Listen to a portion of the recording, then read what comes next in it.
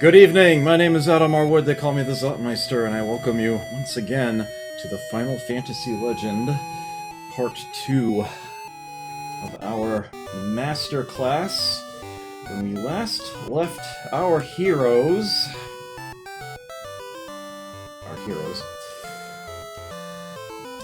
they had just unlocked the tower.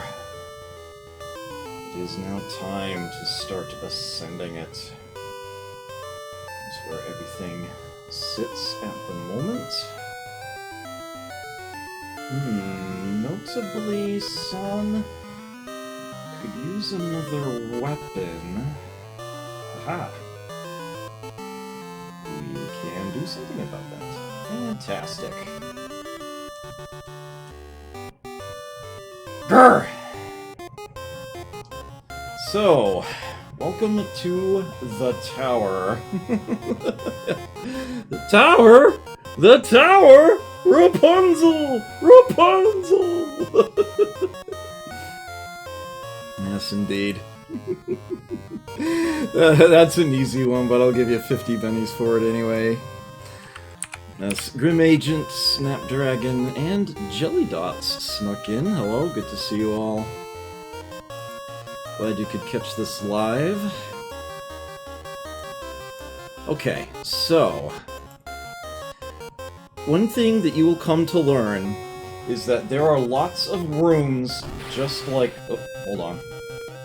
Apparently we have a snake to beat up here. We can just burn off a barrier here, burn off an end skin. I'm not too concerned about this.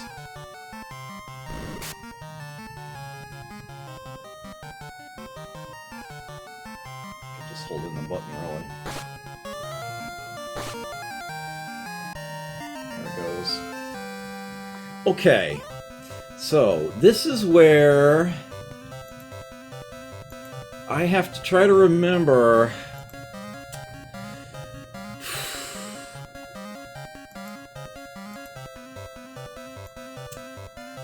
what what Toby is. Shame on me. I want to say he's an Oni? No, he's a P-Frog. I know this because he had end skin. And a snake, which is also a tier 2 creature. Turn this into a Barracuda. Ooh, Barracuda. But yeah, we don't really gain anything for that. It's, again, tier 2. We'll just leave it a B. Okay. Lots of rooms just like this one in the tower. Essentially, every floor of the tower has a room shaped exactly like this.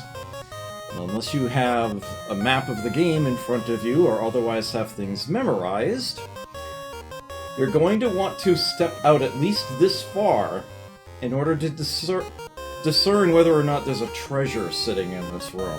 A good portion of the floors do. This one doesn't. But, don't just be like, yeah, I've seen this room 17 times, I know what it looks like. No. Check to see if there's a treasure over there. Okay, so this room here... Very simple pattern. Oh, nice, we got the stealth ambush. Zyla has that ability. Do be careful against slime opponents. Their melt ability ignores defense, and as a direct result, deals a lot more damage than you're probably expecting at any given point. As a matter of fact, I'm just going to go ahead and use an offensive spell against it to get rid of this thing sooner.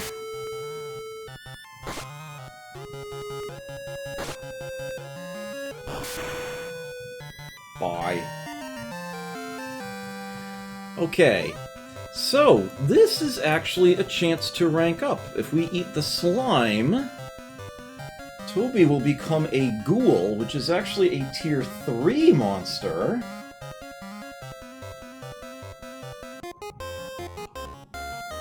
And,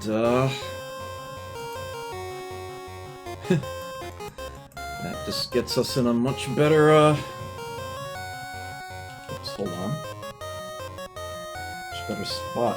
Alright, so now, if you look up here, you can see, position 2F, maximum 2F.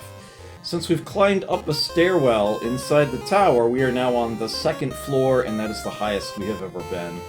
So that is our high score, so to speak, having gone up. So this is what we have as a ghoul. We're undead, so we're immune to words! Immune to paralysis, but weak to fire?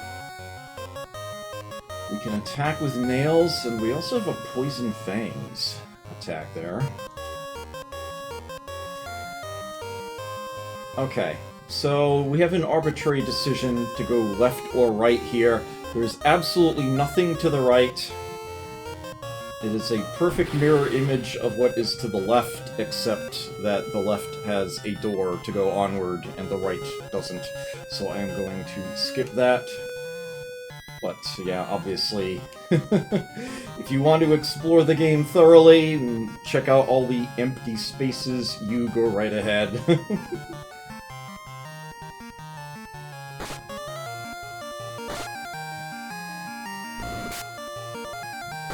My goal is to show everything of value in the game, not every single tile of every map.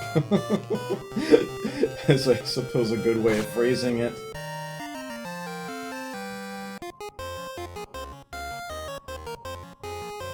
Here we have a door. Oh dear, another slime, okay. Yeah, I don't want to mess with these.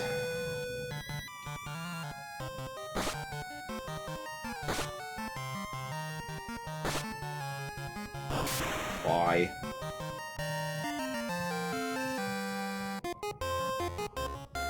And here, yep, it's this room style again. Again, there's not going to be anything over there. Don't think you can just do that either. If there's a treasure, it's going to be further out. It's going to be closer to the center of the room. You can't just climb up the stairs part way and peek over. You do actually have to come across. But I will simply show you which of these rooms have treasures and which don't. If you have a really, really good memory, you find yourself playing this later on at some point. Just do what I did.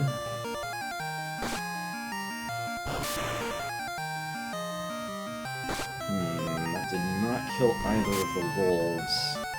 And they are actually dealing some significant damage, and Son is paralyzed. That is not good. She will not be able to take turns for the rest of the battle here.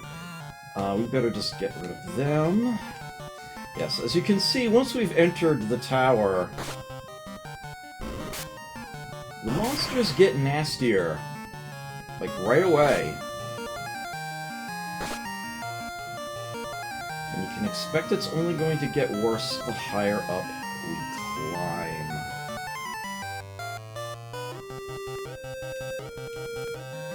Why is this ghoul not dead yet? There it goes. Damn. Yeah, paralysis only lasts the battle, and now she's back, and she's a hurting unit, but otherwise doing okay.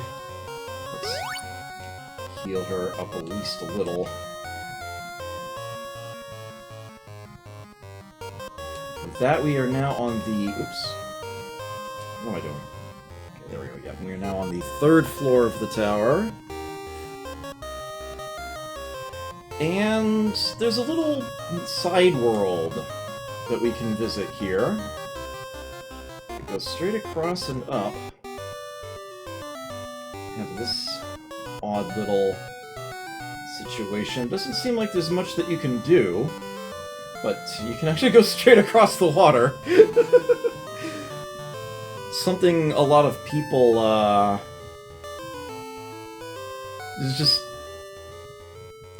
instinctually in RPGs of this nature, they won't even try this. Yeah, you can actually just totally go straight across the water. Nice and shallow. And there's a little town here where people say about how happy they are where they're sitting. Creator made this paradise. Store? Nobody works here. We never work here.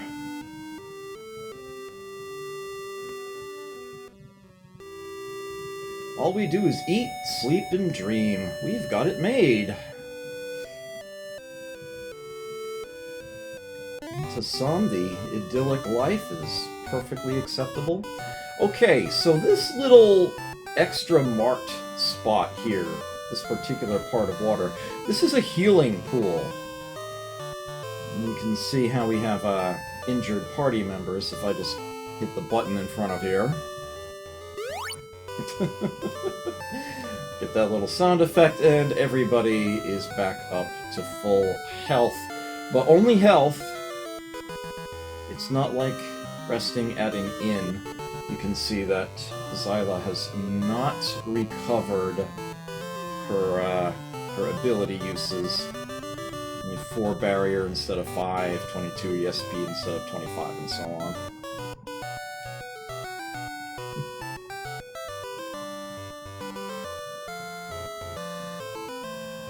And I suppose to some people who snuck into the tower, they stopped there, they might be perfectly happy with this.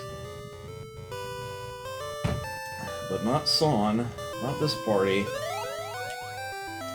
You're going up.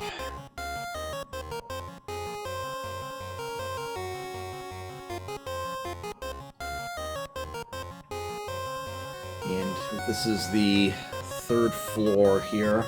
Again, there's not going to be a treasure off to the side yet. Oh my! What have we here? Is it just one of each? Okay, good, it is.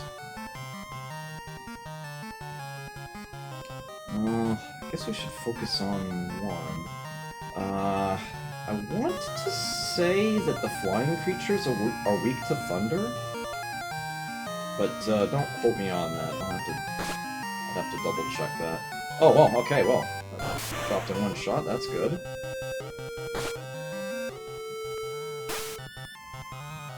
Ooh, nasty beak attack there. Here, you get revenge on them, and you can just do better dodging. We'll try to finish off that dragonfly. Ow! Quit that! Condor is still standing? Really? Come on, Son, you got this.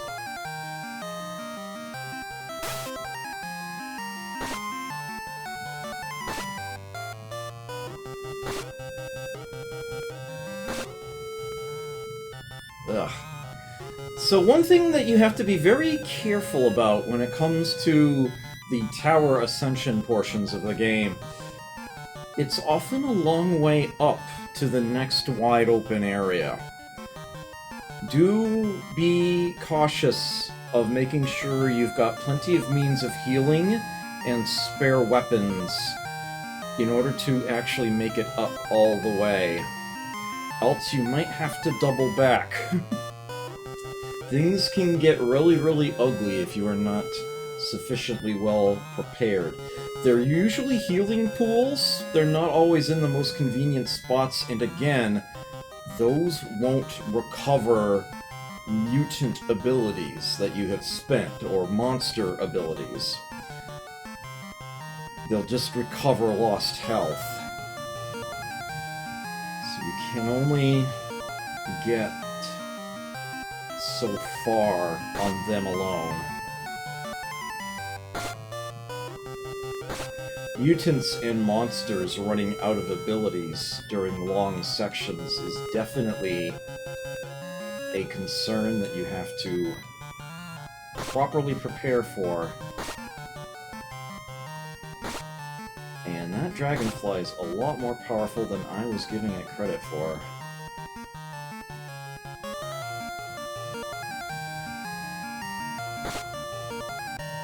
Finally.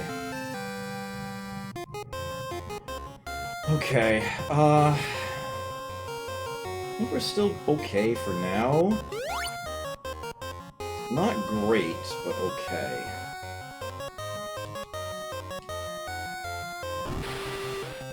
One step. Ugh. 3 gargoyles. Well, if we're gonna face a whole group, we'll pull out the abilities.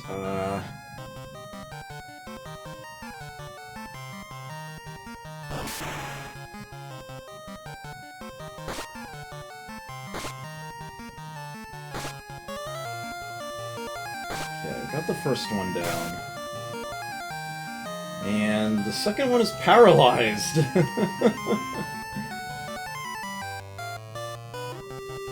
There was... My mistake, I thought those were poison things, but no, they're actually paralysis.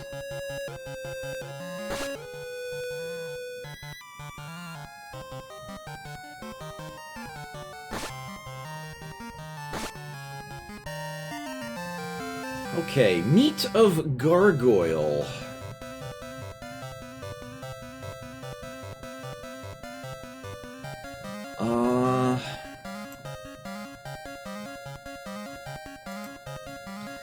That would be the worst possible thing that we could eat.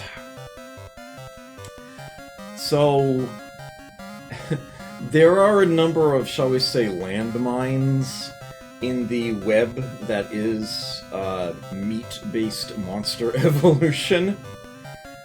And this would be one of them. If we have the undead type of creature that we have right now, and we eat the meat of a gargoyle type, we go back to a tier 1 insect. We go to what they call a clipper. And yeah, it's like the Blue Oyster Bar from the Police Academy movies. It's like you just suddenly find yourself back there all the damn time. This is why, it's a very good thing that I have a Monster Evolution calculator open as I play this, as otherwise, we would be... yeah, I'd just be making things a lot harder on myself. Okay. We are now on the 4th floor. Going to show off something on the other side of this room. It'll take a moment to get there, I'm sure.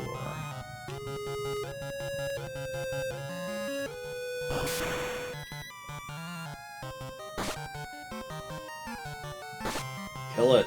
Nice. Ooh, didn't get the paralysis on that one.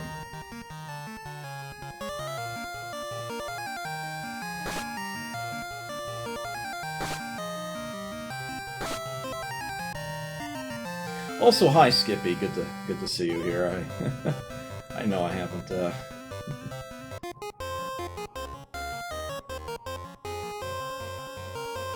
you a proper welcome yet.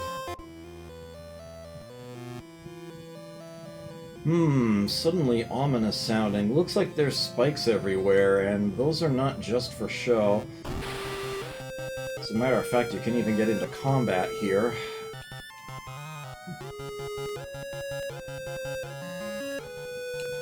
Let's try let's try paralyzing it. Put the defense up first. No damage. Okay.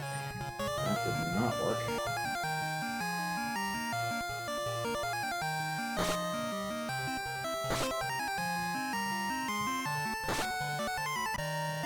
Nice.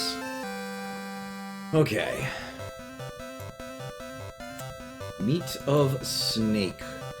This would actually downgrade us a tier, but it could be worse. It would turn us into a slime, but I'm not going to actually take that. The spikes are not just for show. You do actually take damage when you step on them. But only this... Actually, it's every tile here. Everybody loses 1 hit point. We got to ambush the snakes. But I, of course, need to show off this place.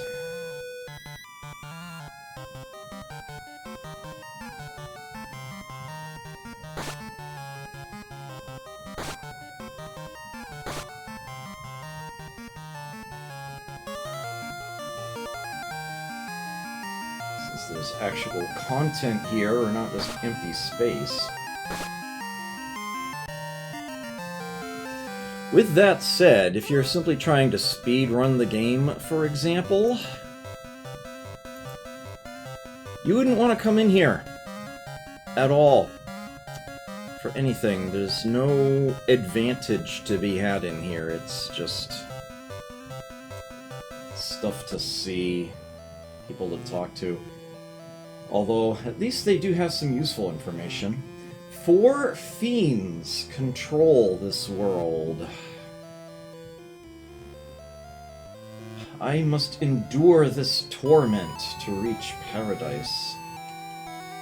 I kinda don't. The exit's back the other way.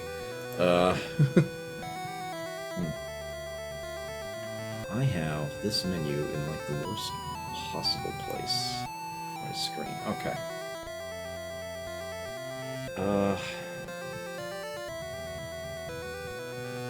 There is one more individual to talk to, and that's this one.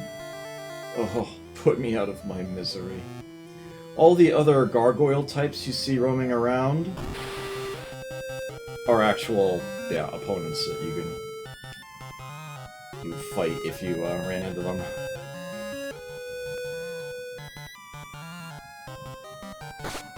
This is not a good place to farm gold. This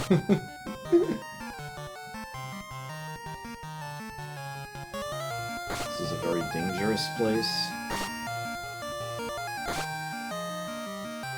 There's no treasure or anything hiding in any of the corners. I can assure you of that. I already know the gargoyle isn't one to eat. I don't know why I'm checking. We are going to get out of here post-haste. And almost certainly somebody's going to need these. Actually, I might not need that last one. Hold on to it for now. Yeah, okay. Right up here is another, yeah, another healing. There we go. I should note that on later floors, some of these will be fake. You'll see them, but they won't actually do anything. But this early on, they're all legit. Alright, so this is the first one that actually has a treasure, and this time they've put the treasure out where you can actually see it on your way up. And it is a useful little bit of kit. You get Pistol! This is a projectile weapon. Doesn't really matter what stats you have. It's going to do a set amount of damage if it hits. Their hit rates could be better. One thing I should point out is that if you're playing on the original Game Boy cart rather than this collection on the Switch, it has a different name. It's called Colt. Which is, of course, a brand name. That's why they changed it. Funny that.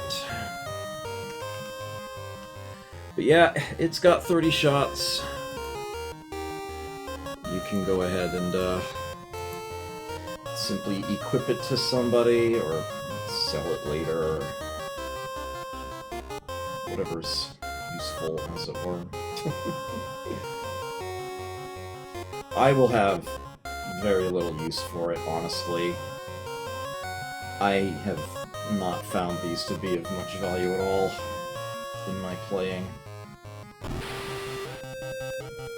To slime to Barracuda. Okay. So we're going to be attacking the slime because Xyla has Thunder, and that is going to wreck the fish's face, because lightning always does in games like this.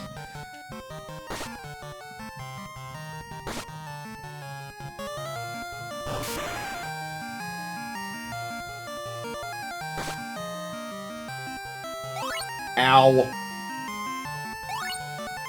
Ugh. Like I said, ignores defense. It's, Melt is a very, very strong attack.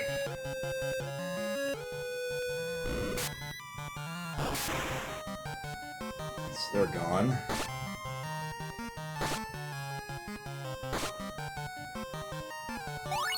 Ow!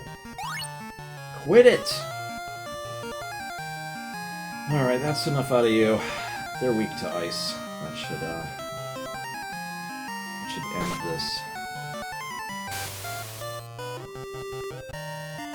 Yep. And we found meat of Barracuda, which is... lateral move. Turn into a worm. Note that the treasure chest has disappeared. Open treasures will actually vanish if anything makes the box go off screen. Changing floors and coming back, getting into a fight. Like it was never there, but, I mean, you emptied it, so whatever. Okay, and we are now at the next big level, as it were. We are at the 5th floor. And as you can see, the style of the walls and floors has changed. It looks like coral, doesn't it? This is a relatively wide open area, but there are only a few things of significance here. Got some ghouls. Ugh, they're gonna be weak to ice. I guess we'll drop our last thunder on it.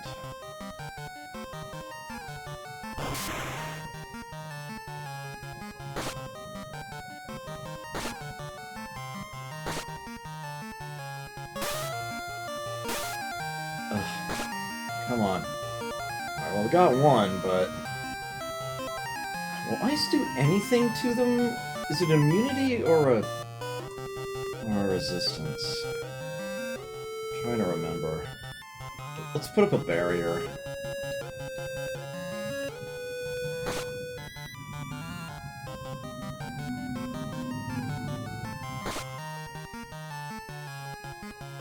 Okay, good. They're not actually getting damage in.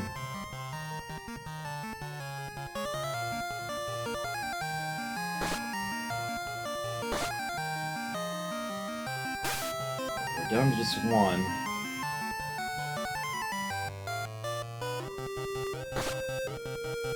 This will be max to get the damage in. It's attacking a paralyzed target and it can't get any damage. That at least bodes well. There we go. The meat of a ghoul would be literally nothing happens. Nothing happened. Door is locked by magic of blue. Well then. Looks like we need to have ourselves another hunt for a sphere. There's nothing on the right side or bottom side of this room. But if we head to the left, oh, for the love of sanity, I did not want to fight another rack of ghouls. This is bad. Let's start with the barrier.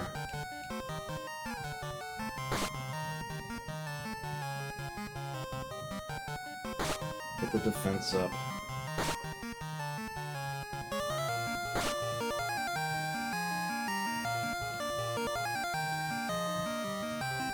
Alright, let's see if it does anything. It's worth trying.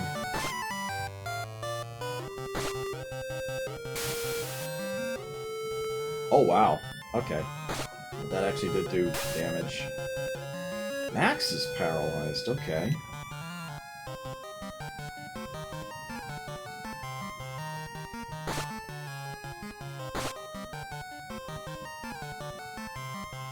Okay, we got this. Max actually freed himself from the paralysis. Nice. Okay, we got this.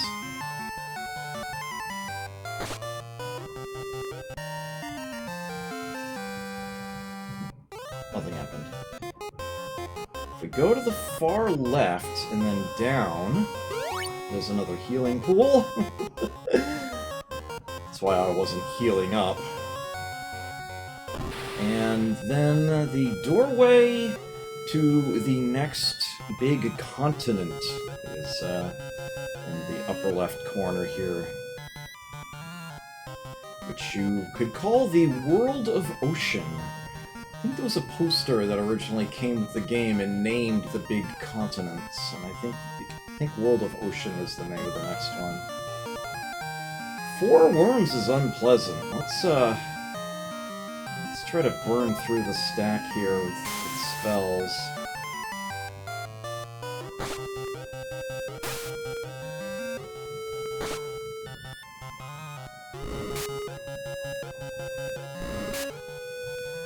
Paralyzed the one in the front of the line, but then quickly killed it.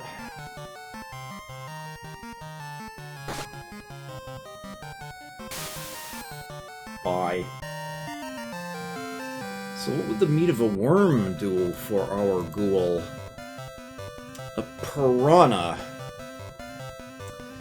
Again, tier 3. We'll stick with the ghoul. Oh, it's this dapper fellow again. Look for the old man. Okay. Interesting, we unlock the tower, they climb up. Okay, so, welcome to the World of Ocean. The World of Ocean consists of a whole bunch of islands. Some little tiny one-tile mounds, and, what is it, like 13 land masses. So on this first island here, we've got a town in the corner, and we've got a cave. And the caves are the main means of getting around from place to place on this map, at least to start with. But we will gain a more efficient means eventually. But for now, let's head into the town. Sanity knows we need one. A voyage by ship is too dangerous due to pirates. I saw an island sailing like a ship. That sounds very useful. Again, if an inn looks like this, you don't need to scope out the rest of the room. It's always going to look... Yeah, there's not going to be anything there. In here, what do we have? A guild. We should not be requiring a guild at any further point this game, I hope. There's the House of Life. You see the bullseye approach. Yeah, nothing else to be in there. The brothers live in a town on an island in the northeast. That gives us a direction to head in. The caves are connected to various islands. Okay. So here is a weapon shop.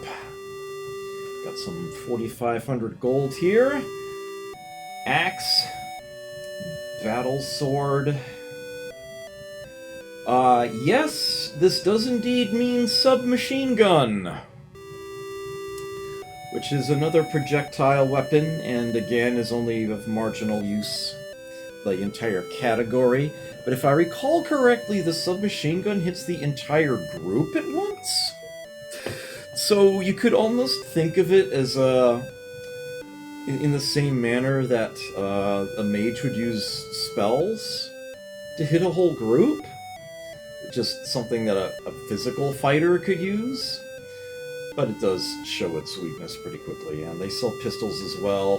Again, shields are, if you'll pardon the irony, fool's gold. And then we have some armor here. Gold helmet, if I recall correctly, is new.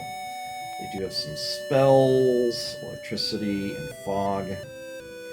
And the rod, if... I hope I'm not confusing this with a different item.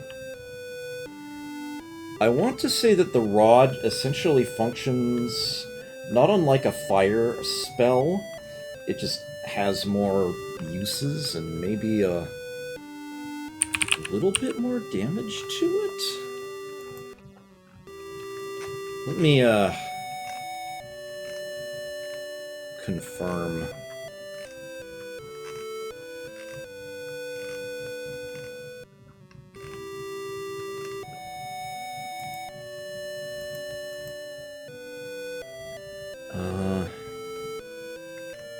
What am I looking for?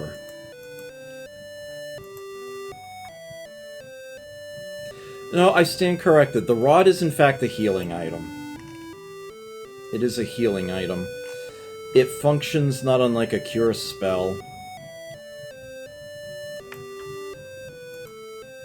As a matter of fact, I think it does the exact same thing as a cure spell.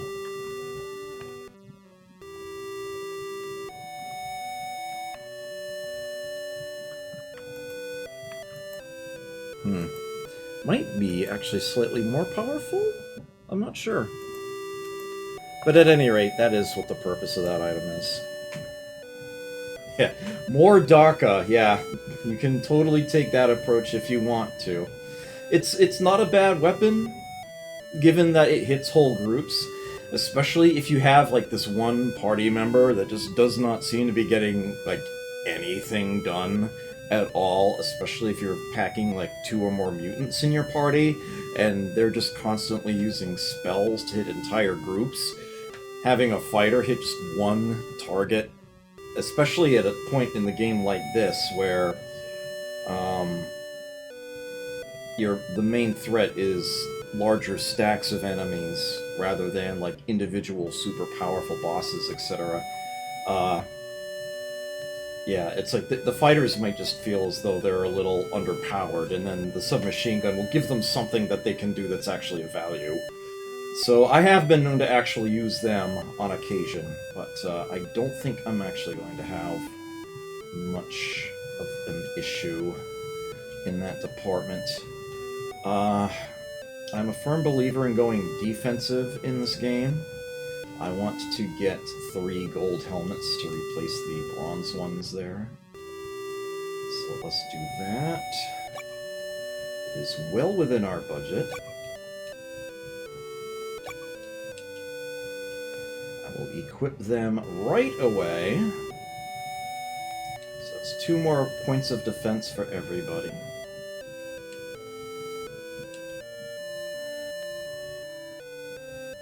Look at it. There we go. We will not be requiring those bronze ones anymore. Might as well get some money back for them. I'm going to sell that pistol. I have no use for it whatsoever.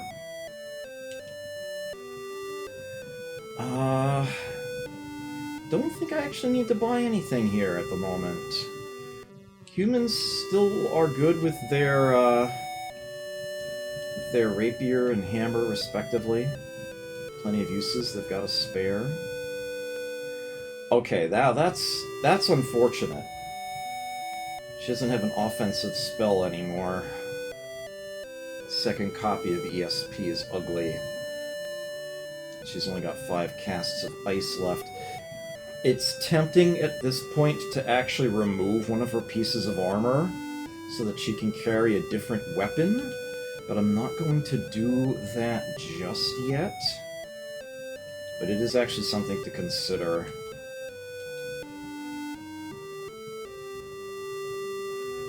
Okay, here we have the item shop. Muscle and agility, of course. HP 400 is available now. You can see it costs 10 times as much as the HP 200, though.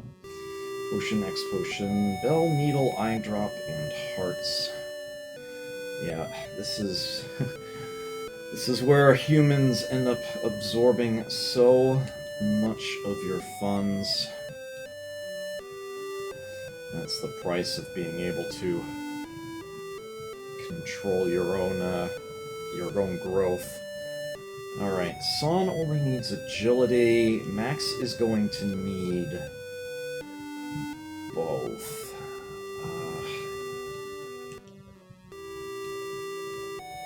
So let's buy... And you can only buy them one at a time. 3 agility and a muscle. And then some HP 200s to fill the inventory here. So Son gets these 2. Oops. Max gets these 2.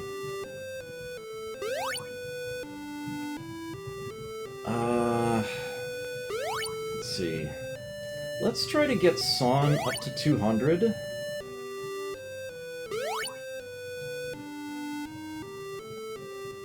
then I'll worry about Max.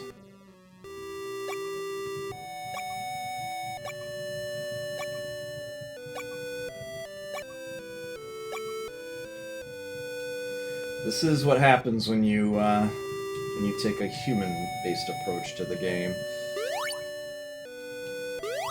You just have to invest.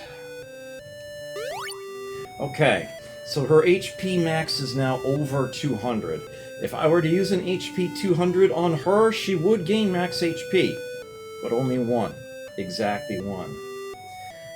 In order to go up by a useful random amount, we would need the HP 400 items for her now, which are decidedly more expensive, but I will be using these that we have here instead on Max. And I will get another rack of those.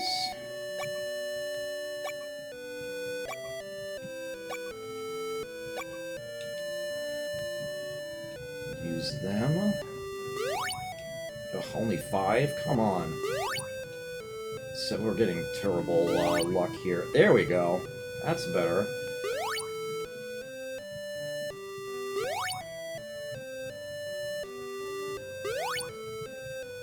This is gonna get him close to 200, maybe over. Okay. In a certain way, that's actually lucky, because it means we get full value off of the next one.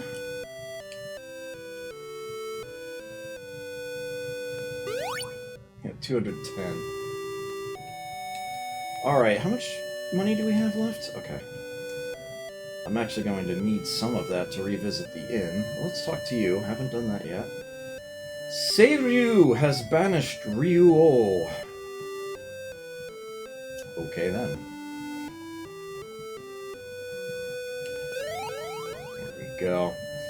One good indicator, if you're wondering just how powerful your humans should be, whether or not you should be trying to invest more in their stats, or whether you're good to advance, if you've got a mutant in your party, just compare to them.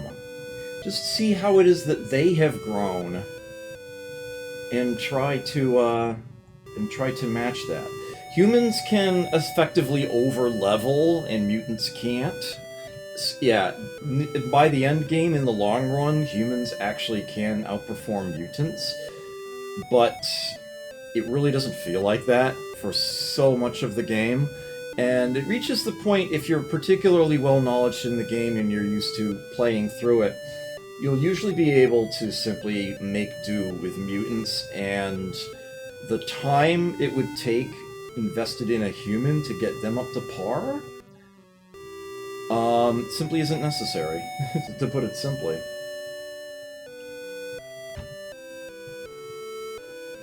But they are fun. Don't get me wrong.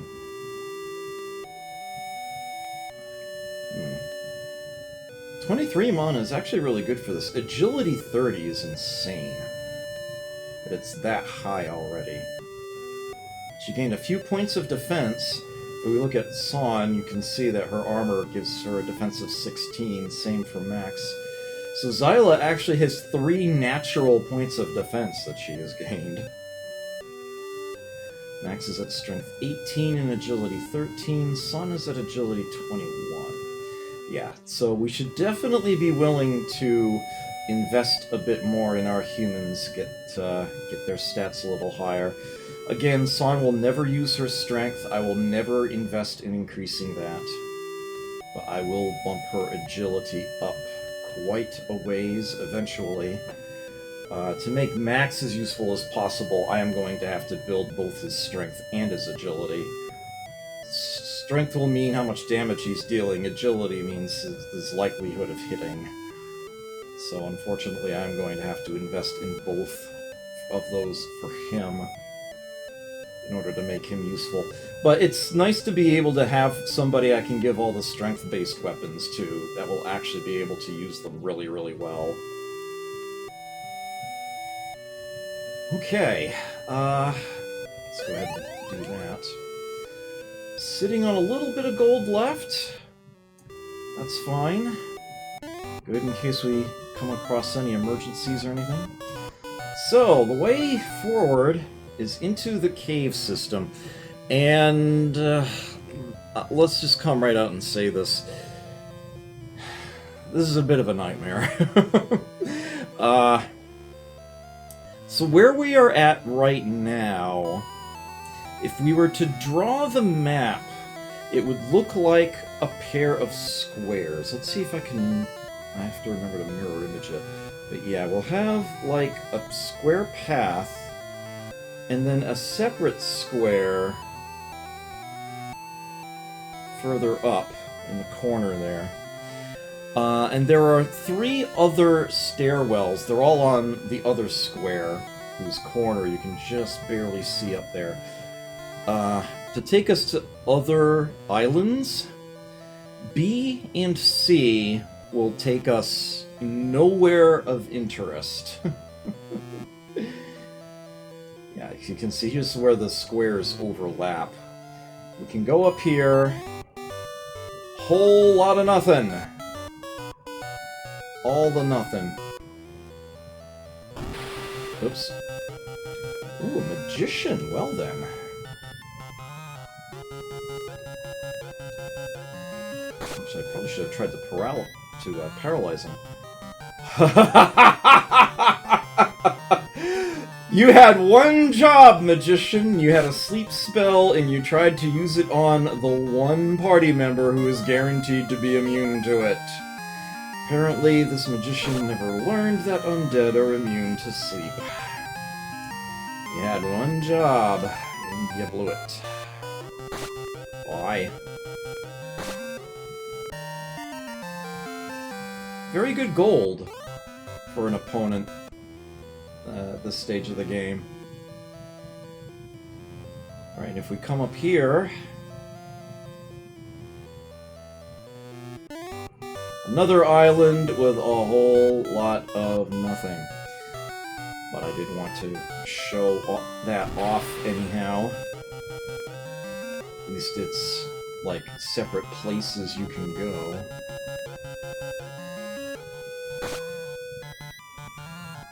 So, the only place you need to go when you come into this first cave system is the opposite corner. The exit you're looking for is in the northeast corner.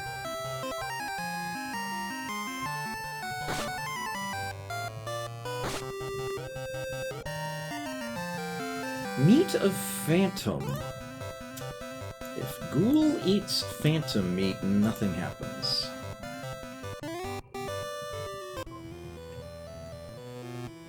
Alright, so here is the only route that actually goes somewhere. And where does it take us?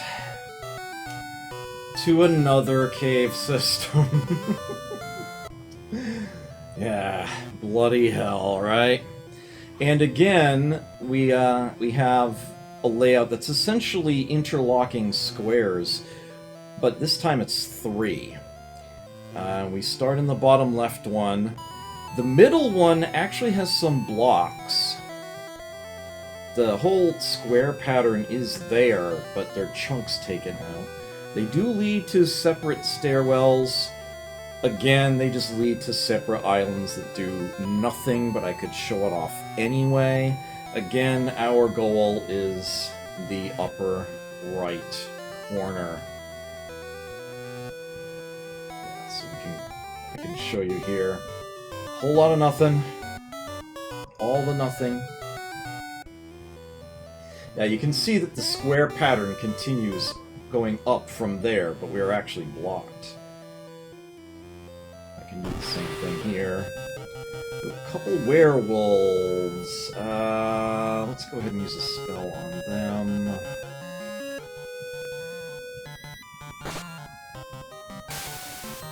Thankfully, we're almost to where we need to be.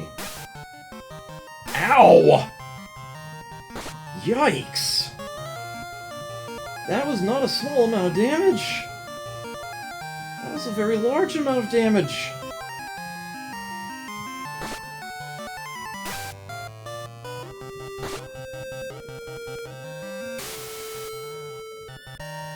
Yikes.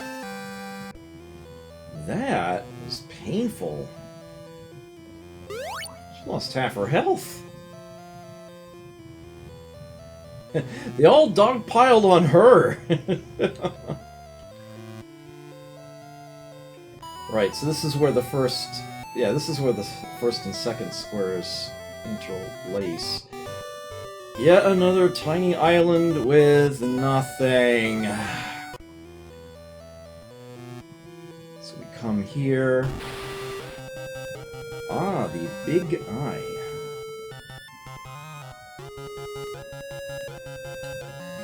Actually, let's go ahead and try that on it.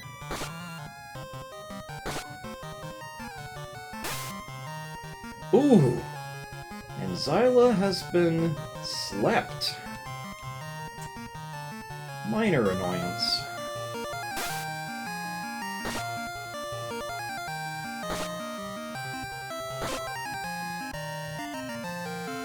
Meat of Big Eye. If we had our ghoul eat this. A Big Eye is actually a tier 4 monster? And if we eat this, we actually become a tier 5 monster. We go up 2.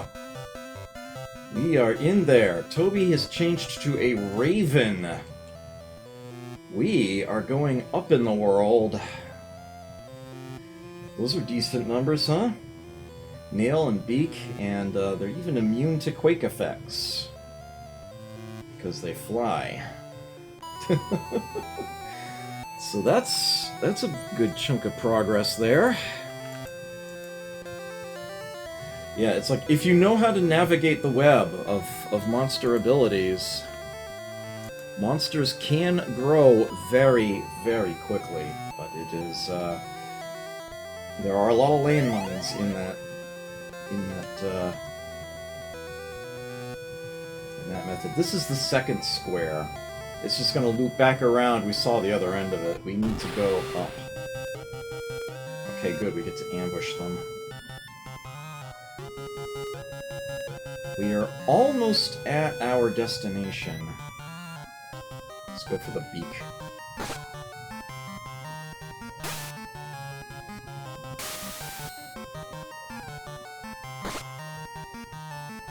Okay, one is down already. It never got to attack. That's good.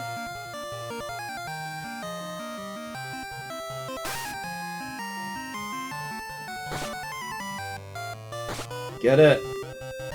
Yes. So if our tier 5 raven were to eat the meat of a tier 4 werewolf, it will turn us into a jaguar, which is also tier 4. We don't want to go down tiers, so we'll leave that behind. Oh. There's a break in this square as well. So we have to go this way.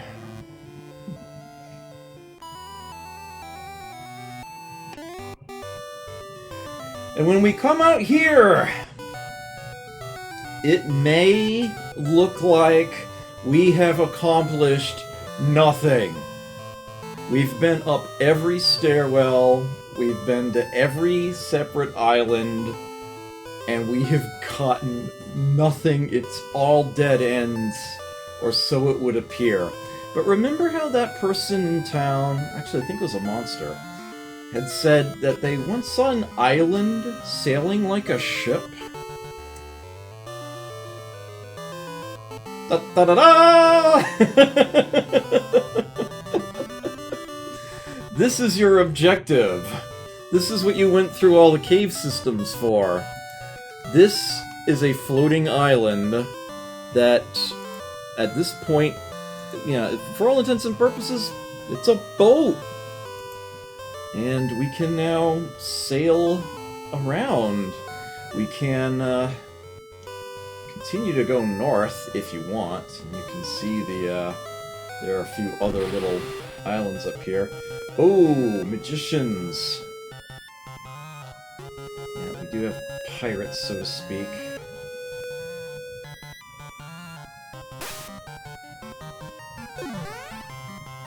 Oh, that's not good. Putting my party to sleep.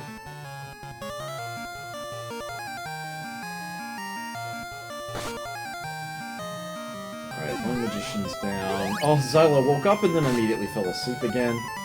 The magicians can also cast Cure, but if they haven't been damaged, it won't do anything. They might have magic, but they're total idiots. They're more annoying than anything else.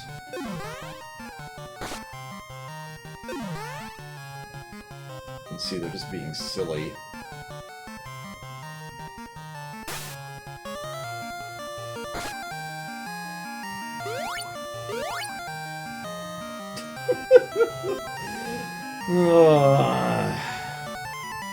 Fun. I actually shouldn't complain, because they're worth really good money. And they're pretty much trivial to beat.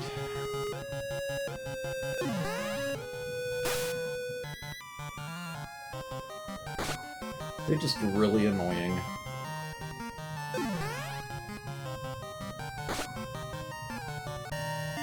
There we go. Got our 720. Oh. That is serious. This is serious business.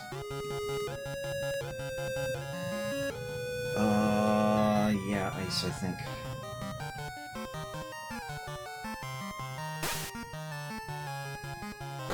Come on, ice. Get rid of the first one. Nice.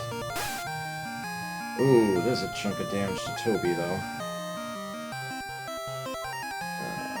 Yeah, just ESP, that's fine. Ow.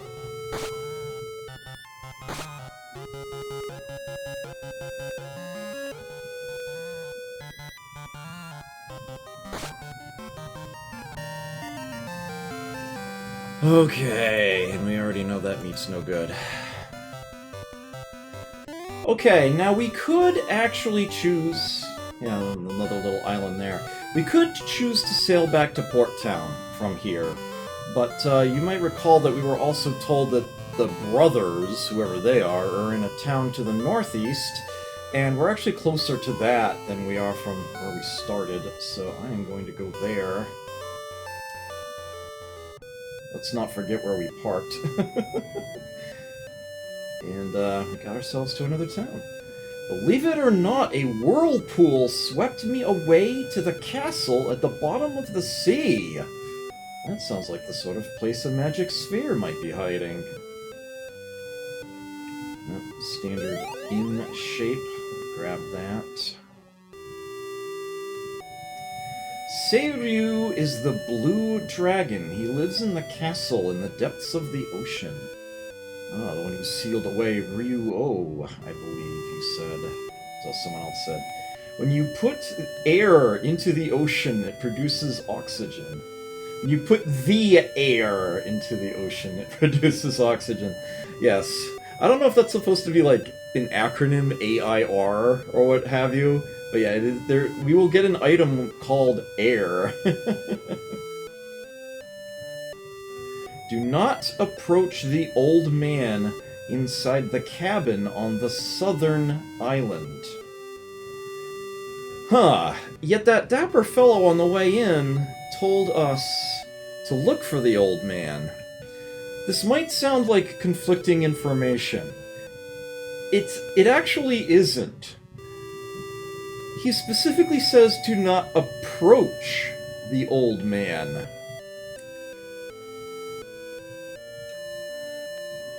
He could have phrased this better. You'll see what I mean, though. When we get there, you'll see what the issue is. But yeah, we will be meeting the old man. Okay, so here's a standard House of Life. Here's an item shop.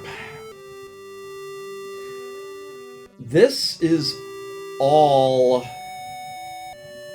Now, these first few items here, these are all martial arts items.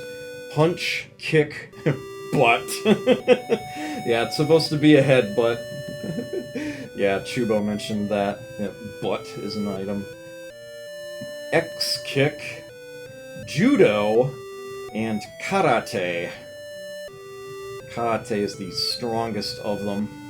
Only 11 uses, so you get down to just 1 or 0 that much faster, but as you can see, it is insanely expensive. But if you wanted to take the time to grind out that kind of money and practice it, one thing that you could actually do is simply later on in the game, when you're getting money in much larger amounts and you kind of start running out of things to spend it on eventually, you can come back here and get a bunch of these and just do that for fun. But yeah, that is not a strategy we will be requiring. But yes, this one shop has more martial arts abilities in it than any other store in the game. As a matter of fact, I think this is the only place where you can get this. In fact, I think it's these two. I think this might be the only place available. Counter and Tempter are weird. And I can't really think they're good. I'm sorry for fans of them. I don't like them. I kinda don't get them. So the point behind Counter is that it's supposed to be considered sort of like putting yourself into a parry stance. And the idea is when you get hit after you use it, and it actually technically counts as another martial arts ability in a certain internal sense, but I don't think that matters because the amount of damage it deals isn't based on how many uses it has left. Instead, if you use Counter and then you get attacked by an enemy, you automatically hit them back for twice as much damage as you took. Now, this does have its usefulness. If you are up against big tanky enemies that aren't throwing status conditions around, and that's not an issue, and you've been investing very, very heavily in getting your maximum HP up into the stratosphere, well, then that kind of becomes an option. You just be like, yeah, go ahead, hit me. You'll die before I do. But, yeah, it is not worth setting that up. And as you can see, it's very expensive. It only has 20 uses. Not a fan. On the other hand, the Tempter is actually not necessarily a bad idea. It's maybe overcosted. It's perhaps a bit more expensive for how effective it actually tends to be. But it does have the potential to make an entire enemy stack a lot easier to deal with. It attempts to inflict confusion on the whole group. So that's an interesting potential. But yeah, I will not be using any of the items in this shop at all, but I did want to point out what they were. If you want to have fun playing around with them. There might be some strats to be had in there, but not a fan. Yes, Hype, the true final boss. Yes, you become Wobbuffet. That is exactly is exactly how counter works. Yes. I think that's worth 50 bennies, don't you?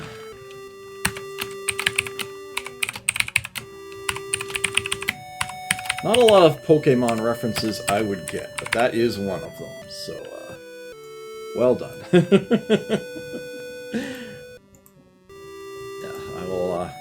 I will accept that. Okay, mixing up my windows again. Okay. So let's just exit out of that one. Here we have a weapon shop. Battle Sword Katana! Really getting up in the world. Saber, you might remember we started with one of those and we sold it. Silver helmet and armor. Now we are really getting somewhere. Ah, wand is what I was confusing it with, yeah. Wand is basically fire spell, but 30 uses instead of 20, and costs 50% more. Perfectly fair. 50% more uses. So, yeah, I'm good with that. This is exactly what it sounds like. This is basically a bag of pebbles. This is 16 rocks to throw at your monster, at your opponents here. It is about as effective as it sounds.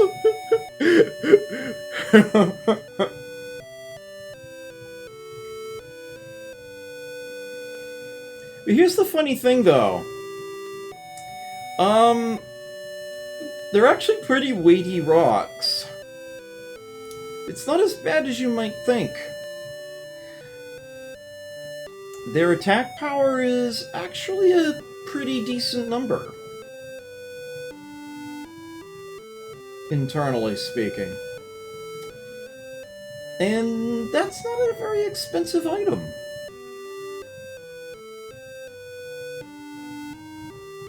Internally, this game is... this weapon is actually considered the cannon type. Along with, later on, we'll be seeing much more useful things like the bazooka and the Vulcan rifle, which hit groups of enemies. So there's that. So it's actually not that bad of a tool. But, again, I think that there are better ways of building up our stats. The longsword is here as well, for whatever reason. But yeah, what we would want to get here is a wand for our mutant. And armor. Boy howdy do we want the armor. As you can see, we're a little lacking in the funds department. I will start by buying everybody a silver helmet. So at least we have that. There's 3 more defense for the humanoid party members. We can sell the gold ones. I am going to want to get that silver armor. But we are also not even remotely going to be able to afford it here. Only 1 use of ice left. Let's just wholesale swap in the wand. Might be able to get a little bit of... No, okay.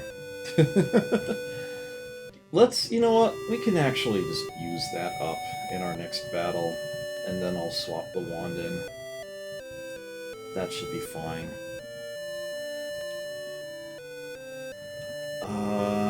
Okay. So, especially because... Oh, I did not want to do that.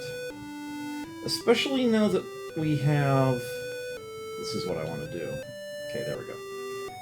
Now that we've got, yeah, we've got 2 human party members, we are actually going to have to consider getting them more weapons eventually.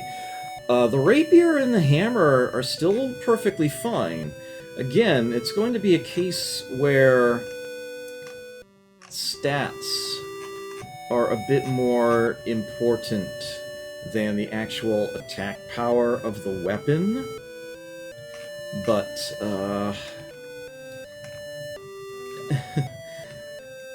yeah, in order to actually get more of those cheap ones, we'd have to go back down to the first floor of the tower. We're not going to be doing that. So, we're instead going to have to, yeah, save up some money and get the stronger ones. So, in case you're wondering about the various sword options that are here, again, the character's strength is more important, really, than the actual attack power of the weapon, in my experience. But, for what it's worth, the longsword has a comparative strength of 3, the battlesword 5, the katana 6. And incidentally, the saber is also 6, but that's based on agility. So we are actually going to, at this point in time, unfortunately, do a little bit of gold farming, and that is a direct result of having 2 human party members. If I only had one, we wouldn't have to. But, c'est la vie. Ryuo is the king of dragons. What has happened to him? Apparently sealed in by Seiryu. So we've heard. Alright, that leaves town. I think I spoke to you hiding at the bottom, yep. I had quite a bit to say about you, in fact. Okay, notably, this, although it has the icon for an item shop, it's all martial arts abilities. There's no, like, muscle or HP 200 or anything there. So, it's sort of important to keep in mind. Really? Again?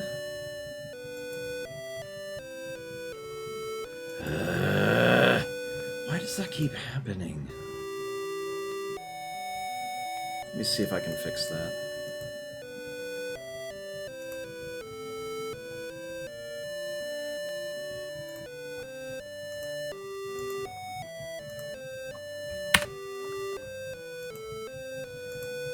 I tested this before the stream, too.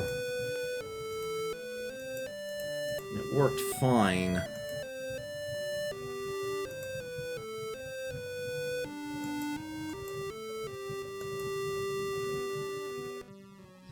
Does my voice match my lips?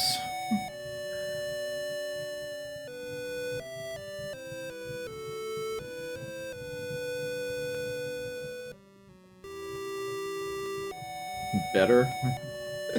Okay. That was weird. Well, thank you for pointing that out. I appreciate it. Here, I have 50 bennies on me. Ugh, what the hell? Why does that keep happening? Alright, so if we want to power up our humans anymore, we actually do need to go back to the first town. But before we do that... Want to see the old man in the southern island? Well, let's head to the southern island. Oh, look at this, we're getting into a battle.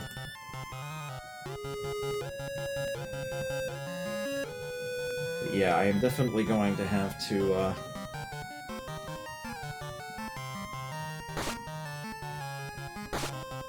restock on weapons. We are gonna need gold for that.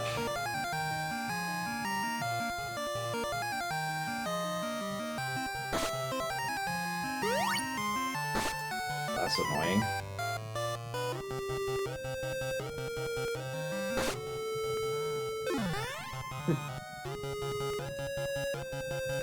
But again, as you can see, they're really only wasting my, my weapons, my abilities here. They're not actually dealing damage.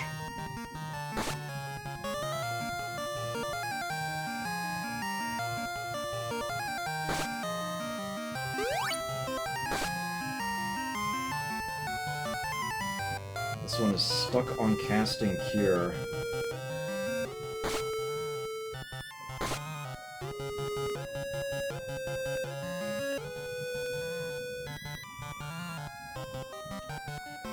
Switch to the beak.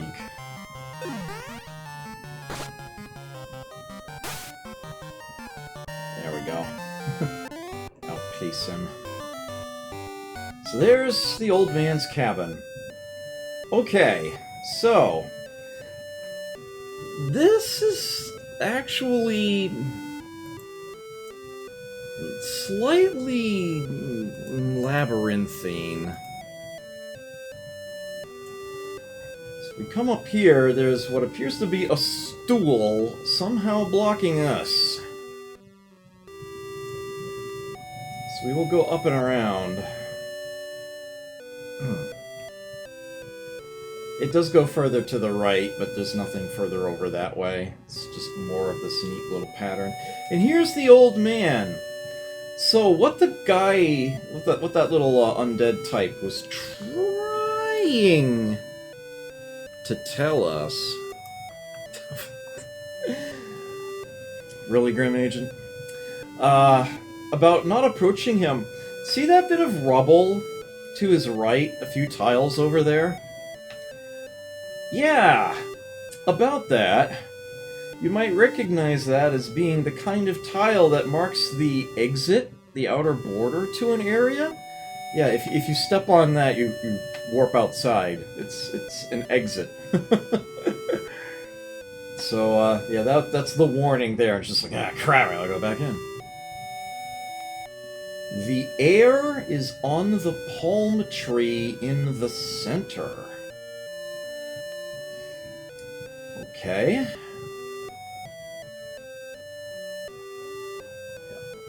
We can exit that way. The heir is on the palm tree in the center. Anyone make an educated guess as to what that might be referring to? Probably not, because you haven't actually seen it yet.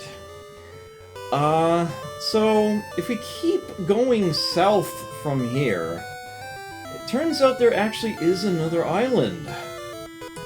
And if we search the palm tree in the center, you get the heir. Okay. So we now have, and this is actually called Air Seed in the Game Boy Original. This is something we simply need to have in our possession. I don't think it needs to be in someone's inventory. And that will permit us to roam around underwater. You might wonder how we get underwater. Well, we were told about a whirlpool that sucked people up. And indeed, there is a whirlpool on the map, and just like this very island that we're on right now, nothing tells you where it is. You just have to look for it. You just have to sail around and find it. It's in the northwest, in case you were curious. If we go back this way, get back to where we had those caves, and there's the first town. So yeah, this continent, this open area, this floor of the tower, is basically an archipelago.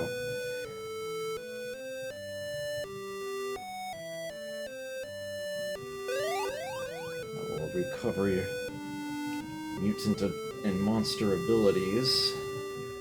Cost us anything. We've got 2 berries. That copy of Stealth is still sitting there. I have no complaints about that. That is still good stuff. Okay, how much gold are we sitting on? Okay, good.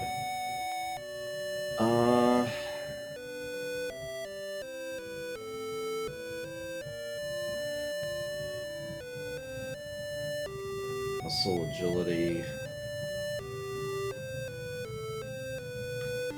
Alright, what I need to do right now is actually make sure...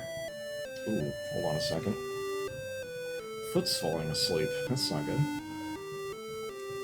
What I need to do is make sure that I save money in order to buy new weapons, because the rapier and the hammer are going to be wearing out before long. And I will not be able to get cheap replacements for them.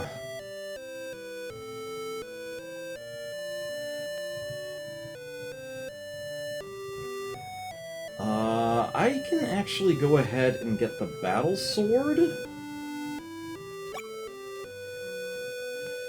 And we can equip that to max. I won't use it until the hammer is used up.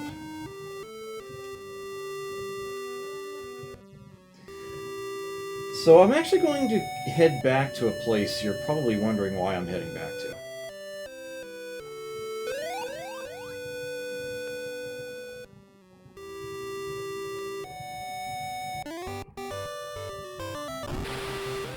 That's the old man. You might wonder if he would say anything different once we have the heir.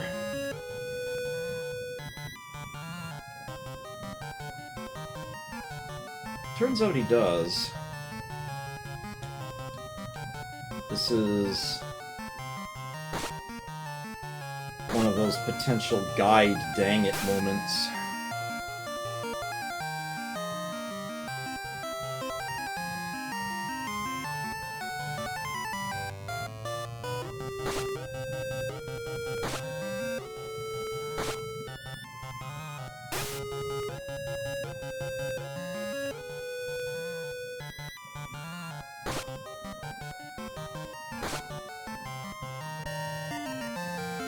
Okay. Going to head this way until I see the island the air was on. And then go north so I don't get lost. But yeah, they thoroughly expect you, once you get your hands on the floating island, to just be like, ooh, I can go everywhere! Let's search out the whole ocean. You are totally expected to do this. Just scope out everything. You are 100% expected to have done this.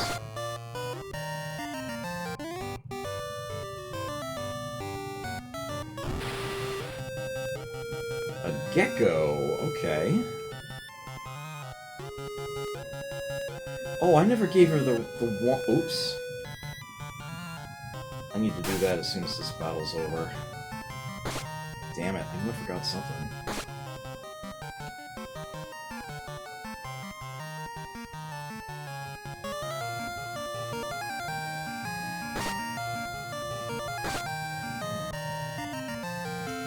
Meat of gecko. Let's find out, shall we? Raven eats gecko meat. Nothing happens. Okay,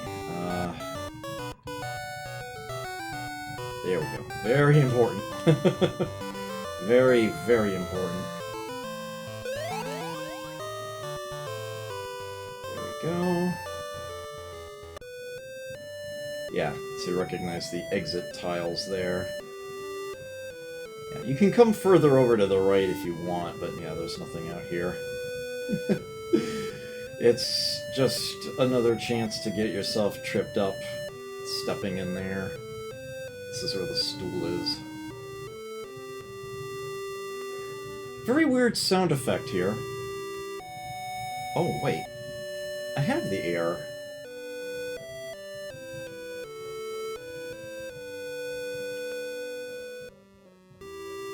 Maybe if it's in the... Oh, he doesn't do it yet? Huh.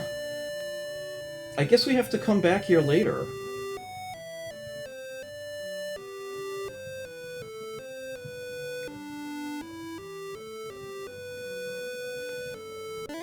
Fair enough, I guess. Alright, take care. Alright, how are we looking? As much as I want to buy silver armor for everybody, there's a much more important thing that has to be done. Yeah, I need to make sure that we have enough money for a saber. We are not getting attacked right now. Okay, so perhaps the easiest way to do this... From the tower, head due north, and you'll see the whirlpool. It does not move around, it's always in a set spot. We apparently need to actually go there first.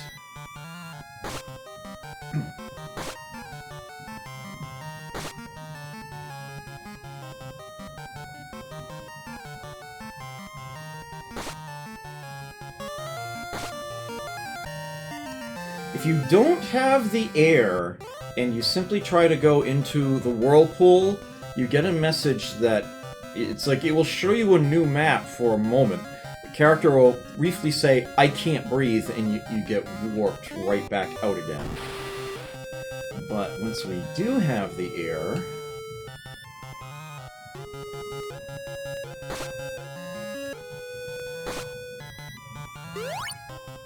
Jerk. Ugh.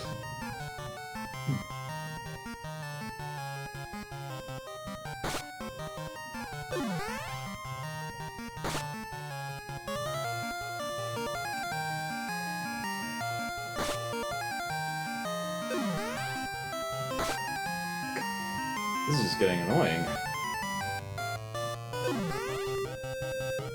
About ready to use the wand on him. There we go. I won't be perfectly lined up with it, but you'll see it.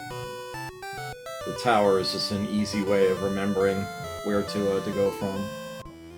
Shakes a little. I can breathe, thanks to the air! We can hop on off of that. Cannot walk in this water.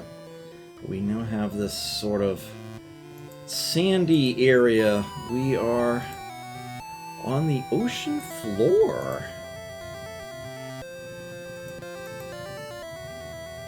Sounds like fun, doesn't it?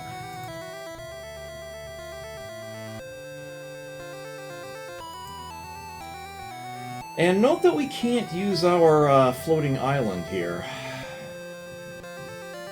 So we are actually going to have to walk around to do this. And joy of joys, there are more caves for us. Is what it is. Gecko and piranha. Ooh.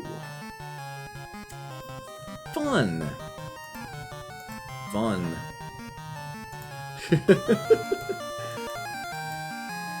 You know what this is? Sand. You know what it's going to be 1,000 years from now? Sand! Move where the food is!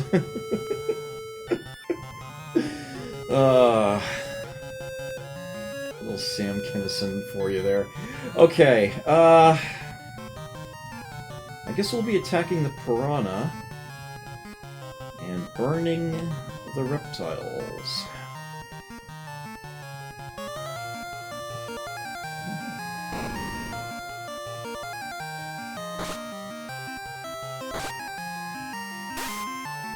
So you might imagine fire damage won't do much to fish. Good chunks of damage there.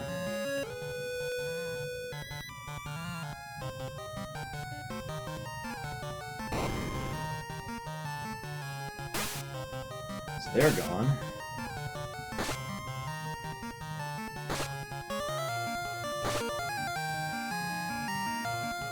Alright,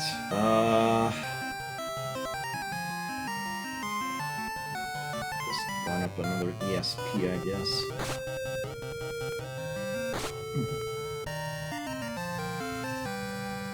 Okay. So, this is a big, wide, open, rectangular area.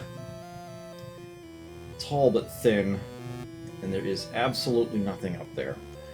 Come further down, we get into this This is again a rectangle, and there are two things, all of two, on this giant landmass. One is a town. We have an undersea town here. Ryu-Oh now lives above ground. Here we have an inn, thanks Sanity. Here we have a more traditional item shop. There's your muscle, agility, HP items. Pan!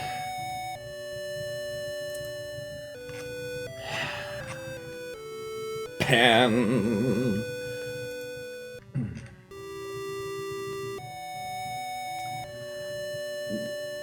I was actually being serious. That's what it is. It's a frying pan.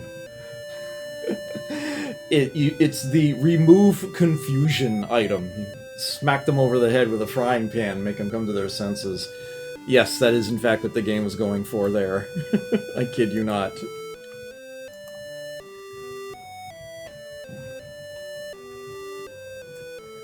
Okay, not until I buy a saber.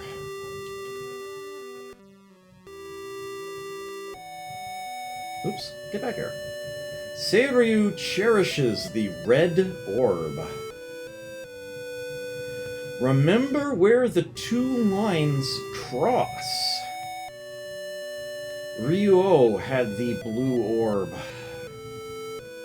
House of Life. And a weapon shop. Katana Coral Sword. Very expensive for this stage of the game, but also hyper useful in this area of the game. As you might imagine, not only is it more powerful, it has a base strength of 8, but it also has a lightning effect on it. Essentially, water-based creatures will take significant extra damage from it. And when you're undersea, yeah, you find a lot of fish. So, if you've got the money, that is so worth going for. Book is a very unfortunately generically named item. It tells you absolutely nothing about what it is or does. But I will tell you what it is and what it does. Essentially, it's supposed to be a religious tome. Like a Bible or Quran or what have you. It is a holy book. It's used to damage the undead. It does significant damage to undead opponents. That is what it does. Mutants use it. It's basically a magic attack that only works on the undead, but does massive damage to them. Sleep and cure spells. You might as well use a, yeah, it's like, Rod and Cure Spell are for all intents and purposes interchangeable, as far as I can tell. The Silver Gauntlets are here, but more important than that, I absolutely have to buy a saber, or we are going to have a very, very bad time. We cannot let San run out of weapon, or we will have ourselves a very unfortunate circumstance. But we should otherwise be good to go now. Okay. And that is this town here. How much have we got left? Okay. Let me check on... Let's see, how's Xylos... Wow, she's up to an agility of 41 already. Agility 21. Mana 30. Yeah, I have got to get the humans up to snuff here.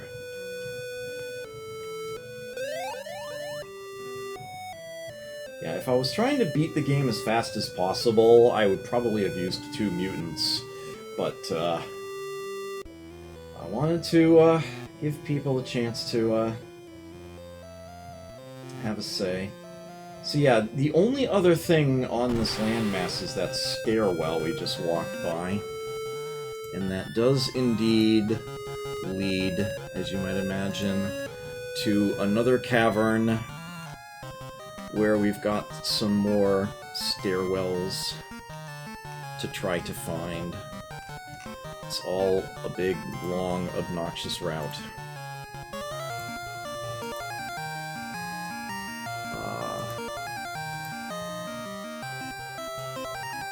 Man.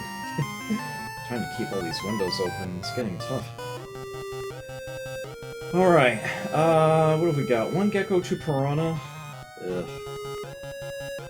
Well, let's use our newfound no. Yeah, we can just do this the way we've been doing it, I guess.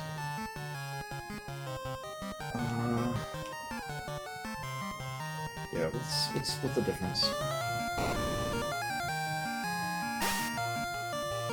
Nice, okay.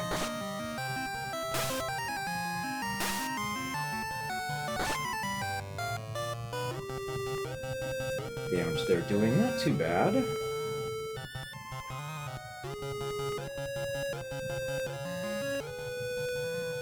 That barrier in place. No damage. No one's down.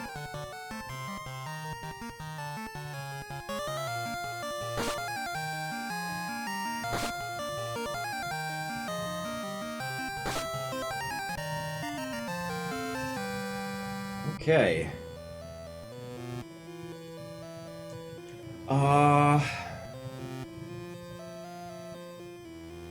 Oh good, our max HP went up.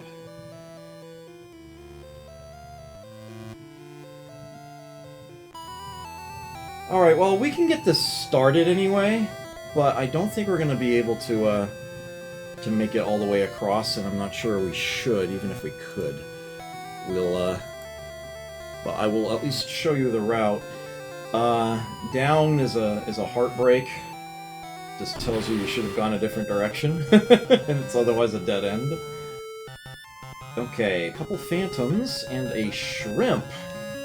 Well, the phantoms being undead should be rather weak to that fire wand there. But that shrimp has probably got a good shell on it. Let's pierce it with the beak.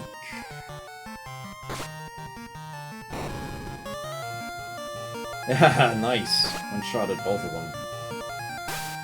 Yes, there we go. Crack its shell for massive damage.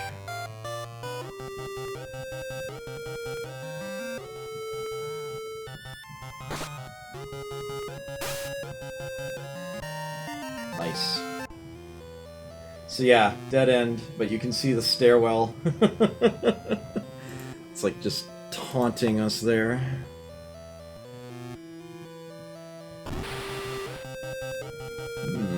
Couple shrimp, 3 red bones. Ick.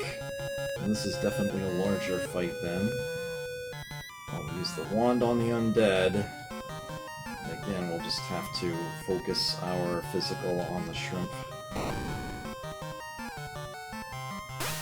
Oh dear. It's gonna take a second use of the wand.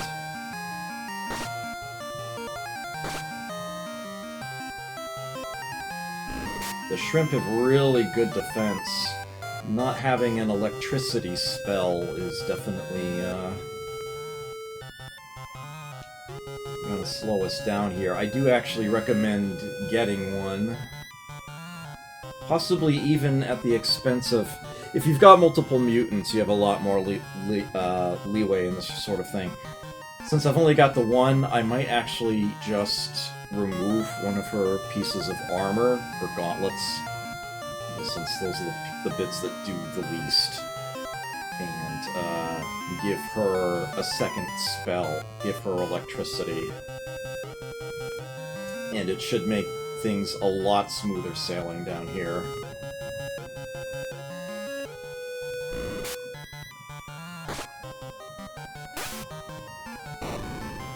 Poison only lasts the battle.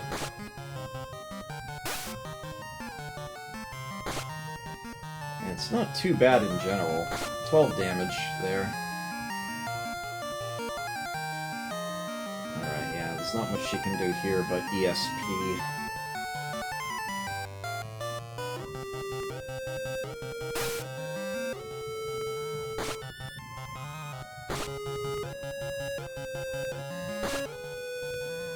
Ow.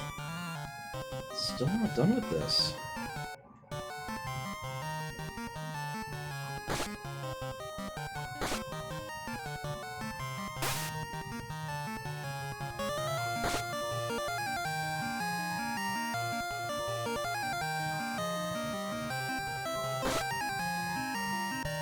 There we go. Meat of Redbone, huh? Well, I guess we'll just have to wait and see. I'll have to look this up here. Oh, that's a landmine! We would go from a Tier 5 Raven all the way back down to a Tier 1 Clipper. Yes, you can go that far with one bad meat.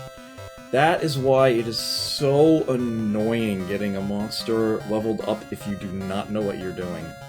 If you do not actually have a reference for it. Alright, and there's nothing that way either, so we'll have to come this way. But thankfully there's only one other route here. It's not complex or confusing or anything. Okay, so this part is super annoying. 1, 2, 3, 4, 5, 6, 7, 8 places you can go up. Only one of these goes anywhere useful.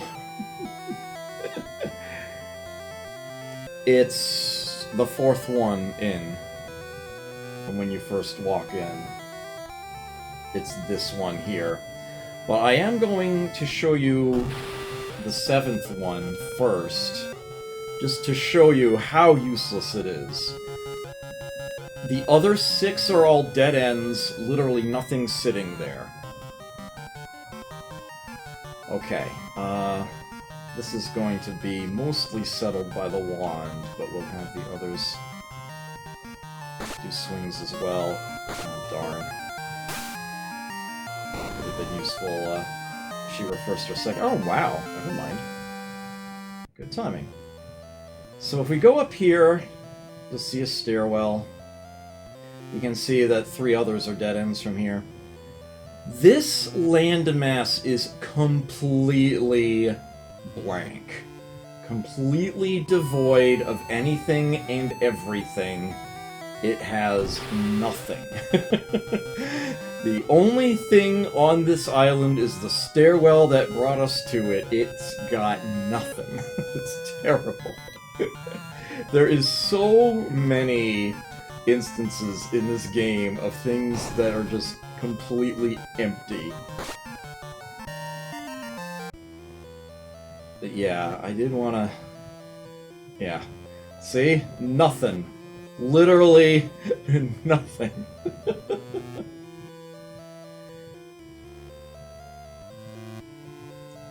So let's go up this way.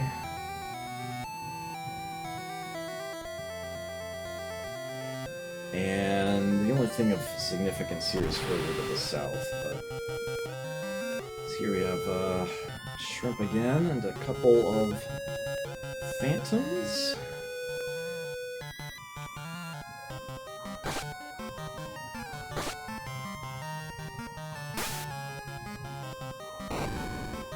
There we go.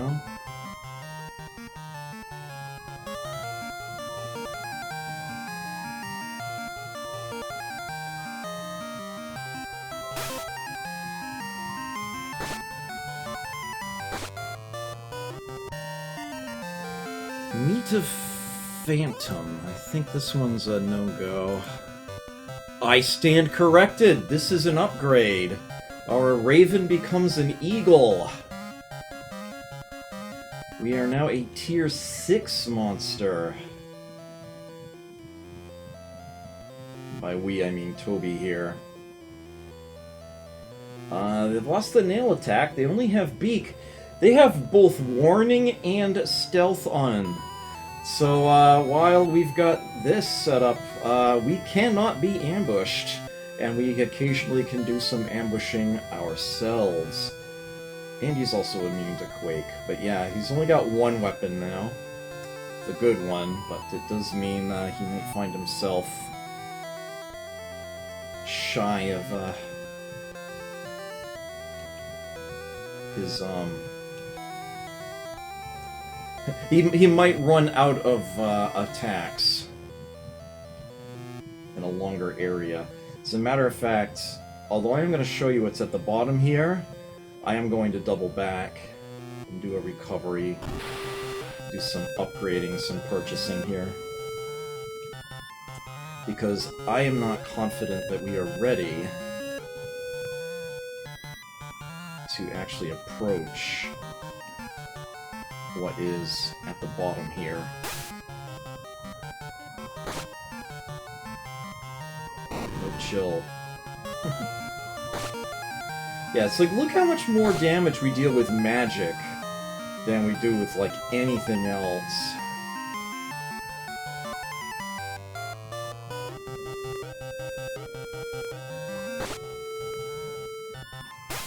All about the mutants.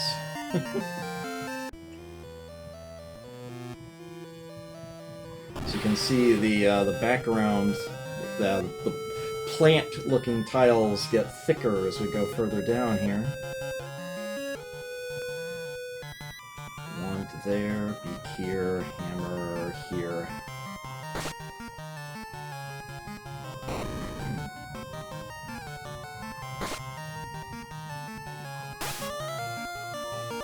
Yeah, that beak is dealing massive damage to these things.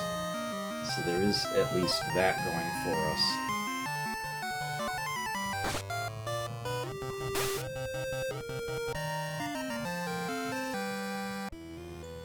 Yeah, it's very dense. And down here we have a very Japanese-looking castle.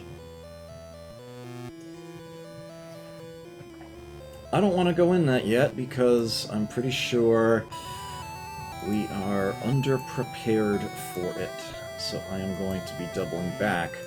But yes, that is indeed where our next objective lies, as you might imagine.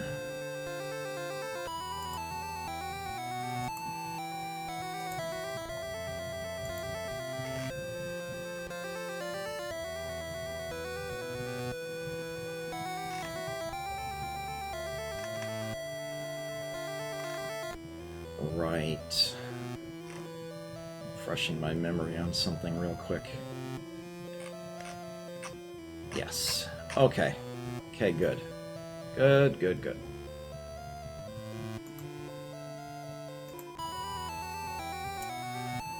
Right, okay. Yeah, we will be doubling back now. Let us get better prepared for the challenges that sit within there. Meow.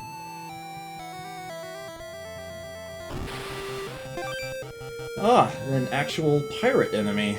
Surprised they took this long to show up.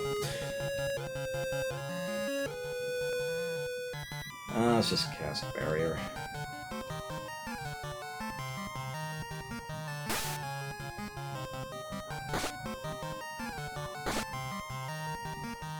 Ah, he's robbing us! That's not good.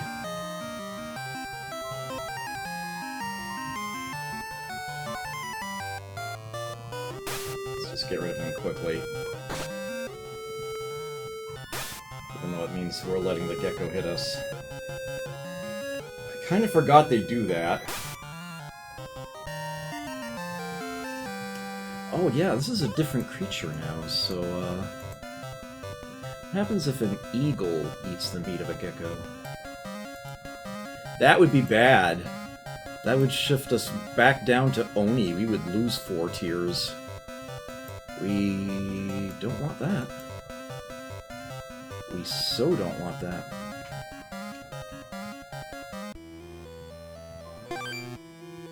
Thankfully, this version of the game lets us accelerate the game speed. Okay, so... First, obviously the inn.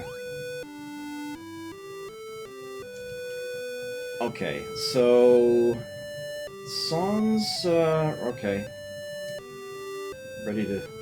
Okay, yeah, they're good. Should be fine in those departments. Okay, you've ranked up.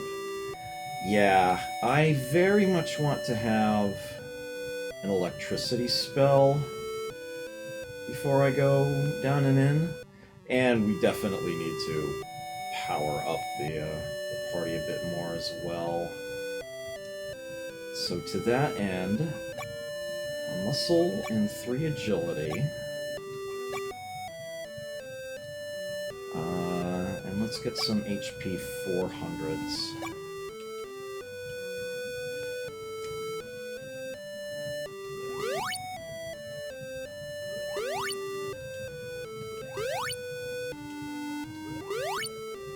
And then for each of you, give you a little extra to work with here. Still less than Zyla has.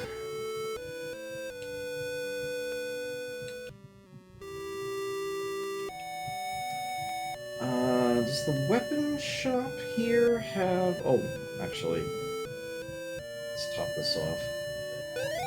Does the weapon shop here have electricity? Oops, wrong button.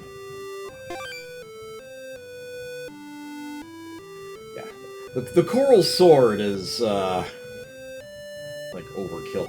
No, so we're gonna have to go topside for that. But it is well worth going back there to do that. I think.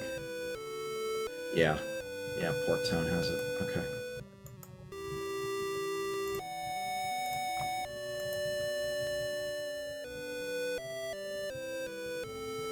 I did save the money for it.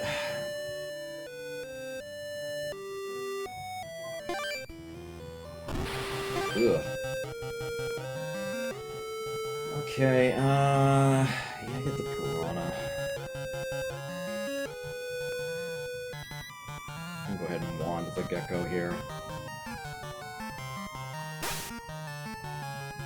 Nice! Well, I wasn't expecting that to go that well. Meat of Piranha. Nothing happens.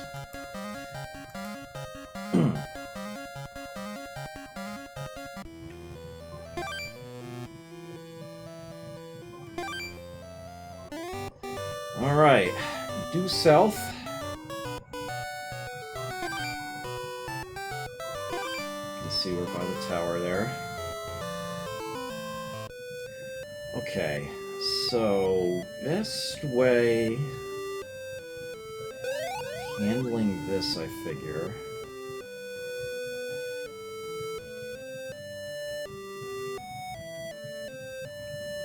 She should definitely have both available to her. Buy that.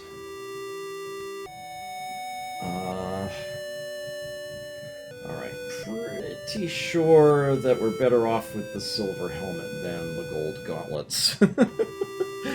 By, like, a significant amount. But I feel compelled to double check since I can.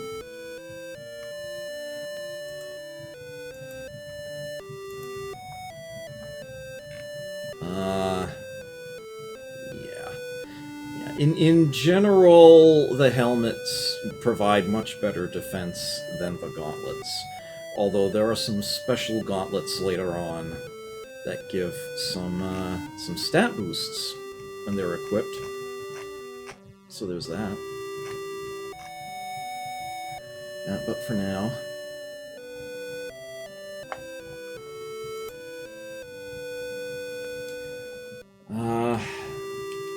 yeah, let's just remove that.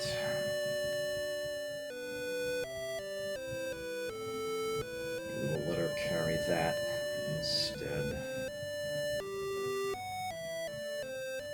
Since she does build up natural defense, it's not too bad to let her be less well-armored than everybody else. Toby's natural defense is lower as well. And I know I'm not going to go back to it either, so I may as well just sell it.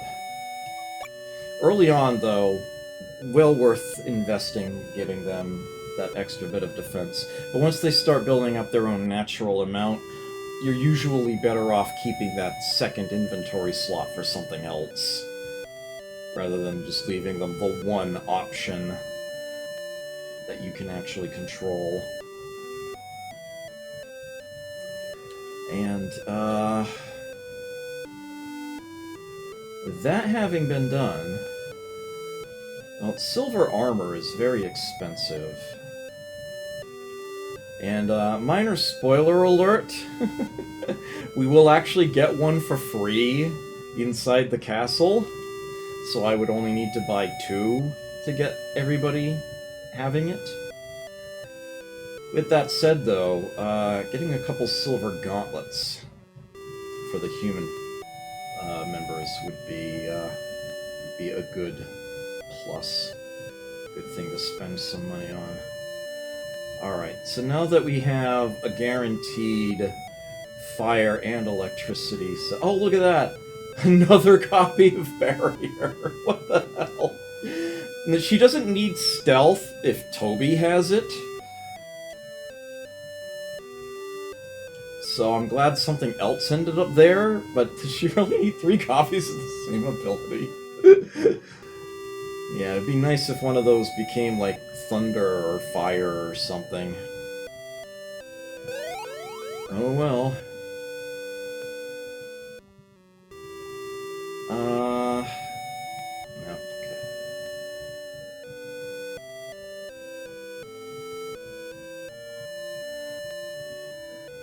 And...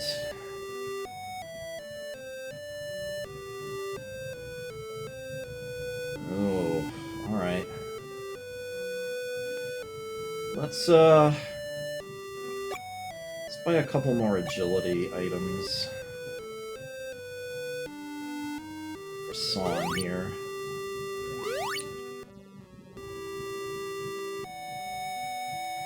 So she's at 29 agility. Man, Sila's at 43. Oh, that is delightfully insane. Only 16, but yeah, it's 20 strength. Okay.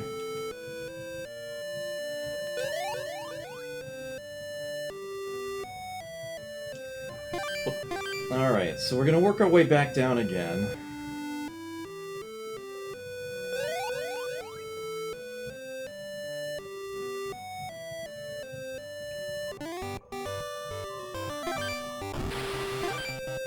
Lone Phantom, huh? That shouldn't be too much of an issue.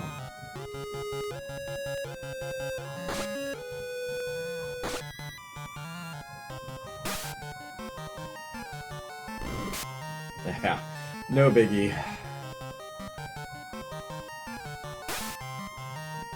And you're done. Okay. I'll work my way back to the underwater town. 2 geckos and a piranha. Look at the piranha. You can burn the lizards. Poke, poke. Nice. Fantastic. Meat of gecko for an eagle is probably not so good, yeah. I'm hoping to find another crab-type enemy? If this eagle eats the meat of a shrimp, then it will actually gain a tier, become tier 7. And there might actually be a possibility that if we get into a battle with werewolves on the water, I think that might also... Yeah, I think this is good meat to eat too for an eagle. Oh, that's a lateral move. Okay. But yeah, we want to get into a battle with a shrimp. We can actually gain another tier. We are going to... yeah, just... Oh, Stench showed up. I actually like that idea. Soften them up. Make them deal less damage, and then we can use Barrier, so we take less.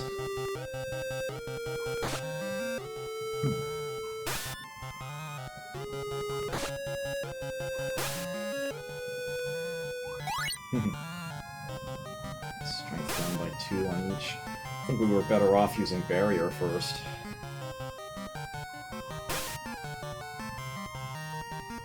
Barrier is a set 10. Stench, I think, is a percentage deal of what the opponent has, so eventually, compared to between the two, Stench actually becomes more powerful, but, yeah, this early on, it's very much the other way.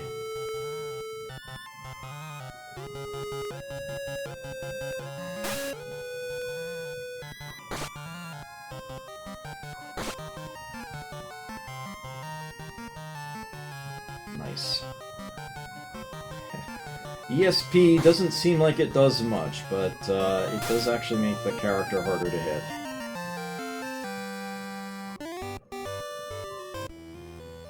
Right. Actually want a battle against Shrimp. Oops. Did not mean to do that.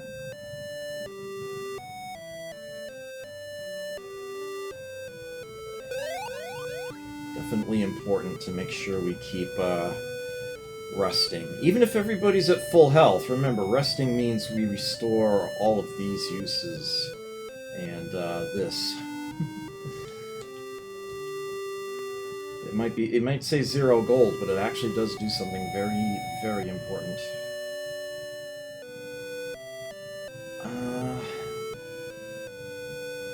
What do I want to spend this money on, if anything? I don't like characters only having one weapon. I really want my people to make sure they don't find themselves running out mid-fight. Yeah, I wanted to buy these. I wanted to buy Silver Gauntlets. That was the big thing. Okay. That gained us 1 defense. I'm 7 gold shy of buying the other one. Damn it. Alright, let's go. Let's get into another fight. At this point, I am going to shamelessly just run around in a circle, hoping to find a fight. Oh, new opponent here. Cactus. Plant life we're being attacked by. Seems easily inflammable to me.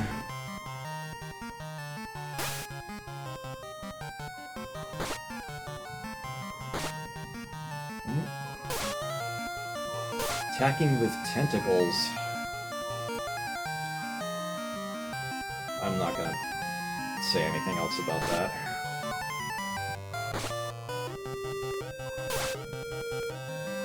Not dealing much damage, though.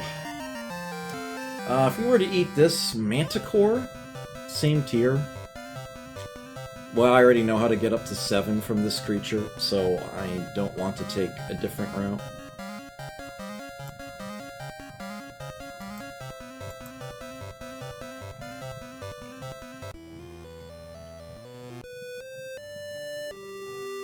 That was really good money. We got 240 gold for each of them.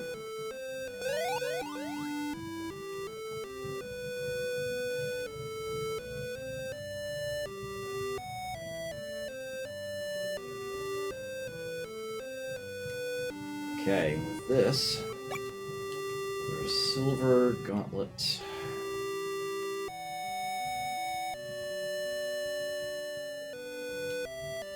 Okay, we can sell a gold one.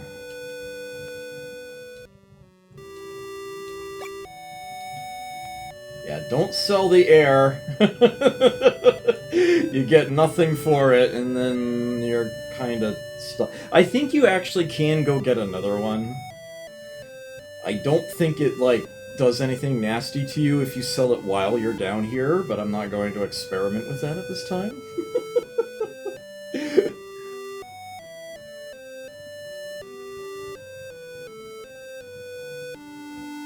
Yeah, there's no need to, like, go all the way to the Coral Sword. But if you're enjoying fighting battles, and you're the sort of person who just has to buy the best equipment available before any fight, then by all means. Okay, yeah, let's go for the pirates. Let's hit them with the wand. Eek. Yeah, I want the pirates gone.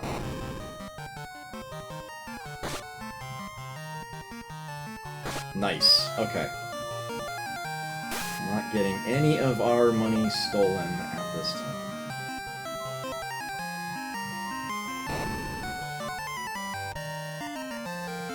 Meat of gecko for an eagle is bad. Very bad. Down to Oni.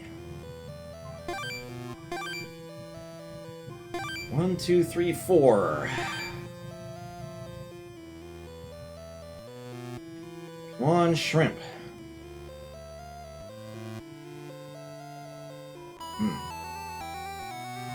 Alright, well, we can go inside here. And despite the friendly music, yeah, we do actually have random encounters. Surprise! Hey, there's the shrimp we were looking for. Hopefully it drops meat. Only one way to find out, though.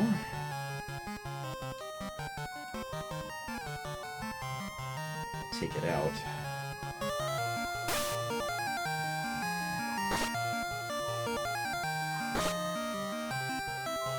No damage. Barrier's good stuff. I think it lasts the rest of the battle. And it didn't drop meat. Well, crap. Octopus. 2 of them. I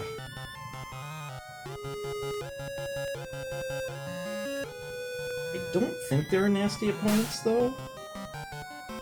They are kind of squishy. No pun intended. Yeah.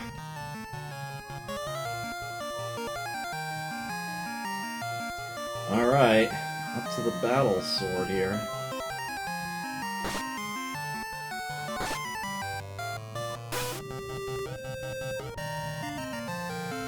Meat of octopus for an eagle. I actually don't know what this will do. That will also give us a rank up. Nice! Our eagle is now a harpy. Toby is now a tier 7. Nail bite sing! And he still has that immunity to quake because he is still a flying creature.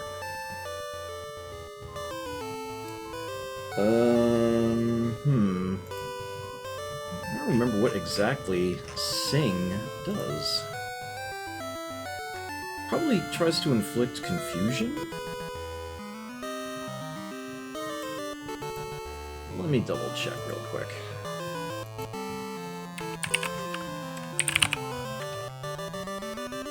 Yep. Tries to inflict confusion on all enemies. The entire enemy group, not just... It was like all enemies on the floor, not even just a single stack, but all of them. All types. Sirens, harpies, and cicadas. Only things with that ability.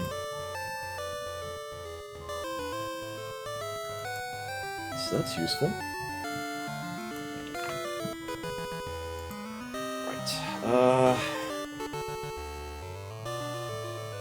Yeah. Move this up here.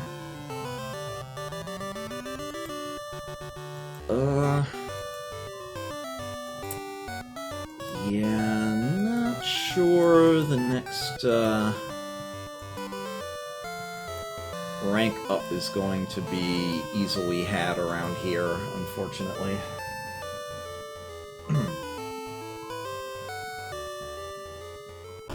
Yeah, that is indeed... This is once again a farmable fight. Just walk into him and keep doing it over and over again. Alright, so you are now officially using your saber.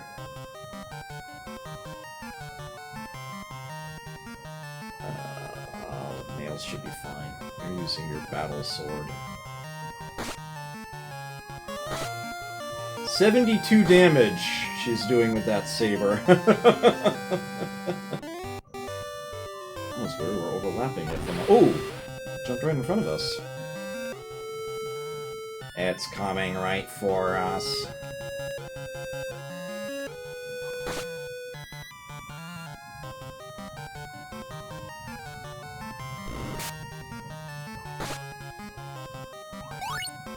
Oh, blind. Oh, blind sucks. That does not wear out at the end of battle. That is going to stick around until we get an eye drop. Actually, resting at an inn might solve that too.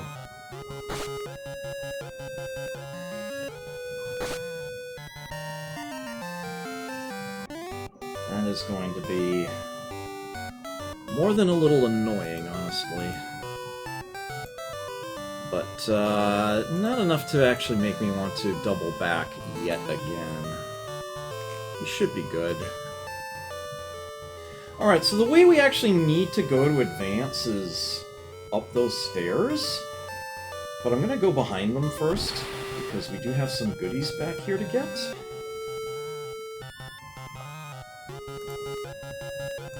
My word, I'm having trouble keeping my windows straight tonight. Okay, hit the Jaguar. Wand against the geckos. Go ahead and sing.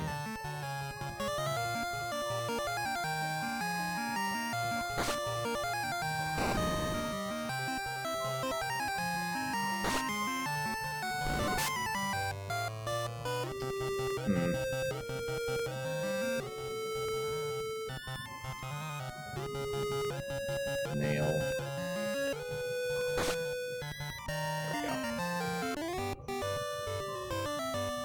Yeah, that door up there leads to some treasure. Ooh, this is a bigger fight.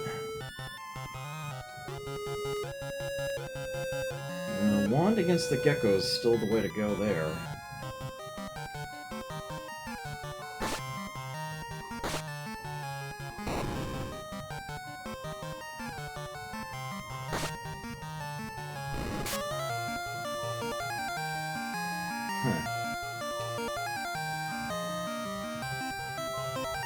Sing doesn't seem to be doing anything.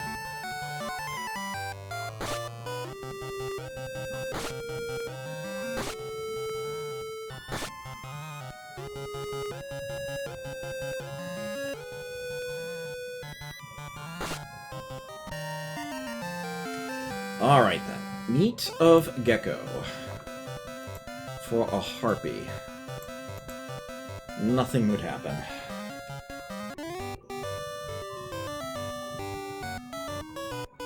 Higher up here, although, given where that enemy is, we can circle around him. Magician, 2 guards. Yeah, we have a robotic opponent now. And it just so happens that electricity is really useful against them, too.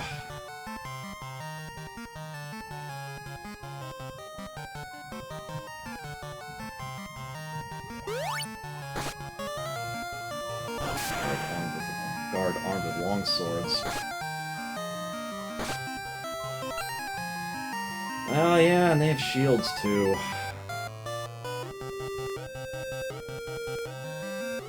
barrier.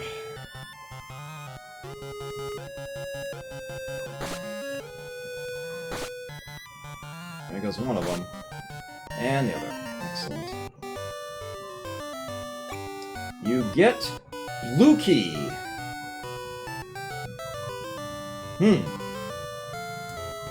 Okay then. Yeah, we're gonna need that.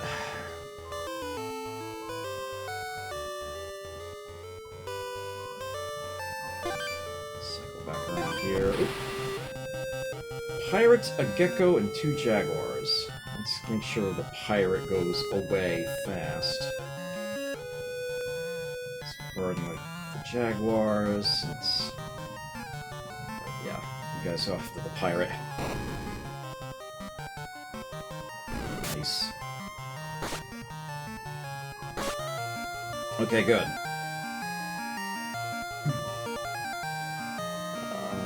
Yeah. Don't need to waste a spell on this thing. Meat of Jaguar for a Harpy. That would rank us down 4 tiers to Gecko. That would be terrible. So let's not do that. Right, so, this floor... oops. There's nothing below here except a view of where you actually do need to go. This game be trolling. Ooh, 5 of them! That's nothing to sneeze at.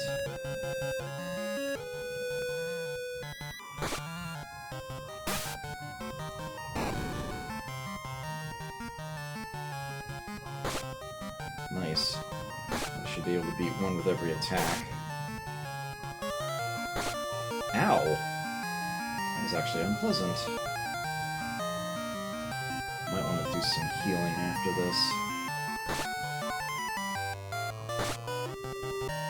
There we go. Meat of Cactus is down 1 tier to a shark.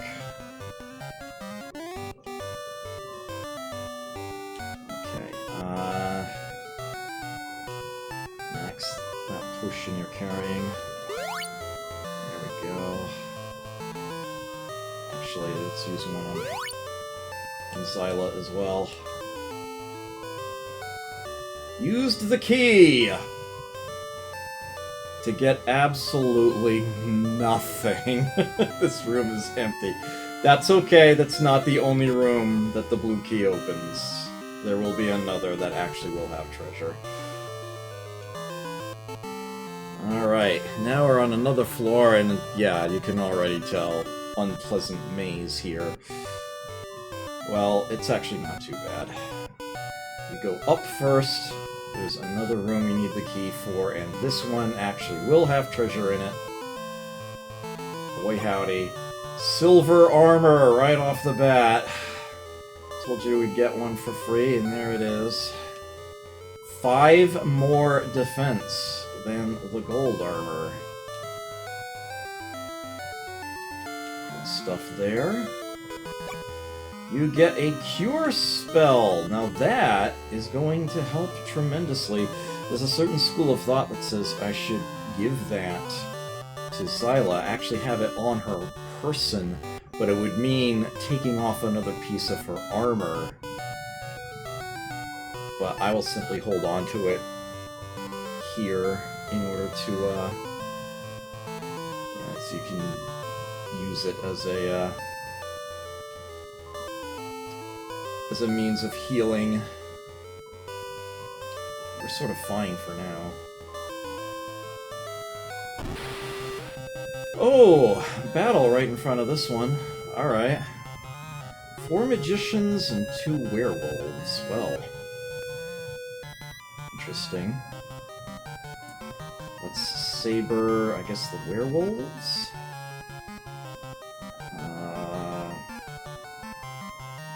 Yeah, there's too many magicians. When the magicians are with something else, then it can actually get quite nasty. Let's see if Sing does anything. Probably not.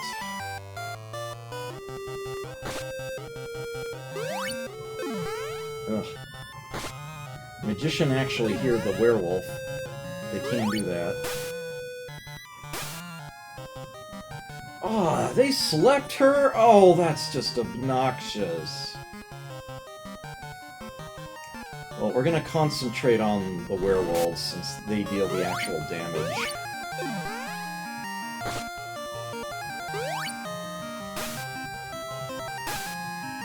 Oh, this is obnoxious.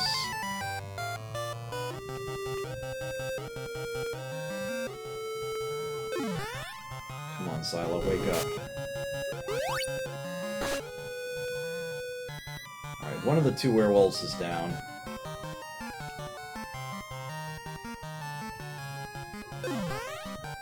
Ugh! Toby's... My entire party is asleep? Ugh.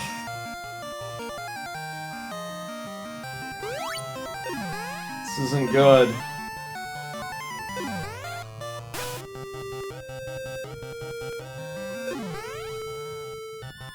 Alright, they're starting to wake up. Alright. Man, she's lost like half her health here.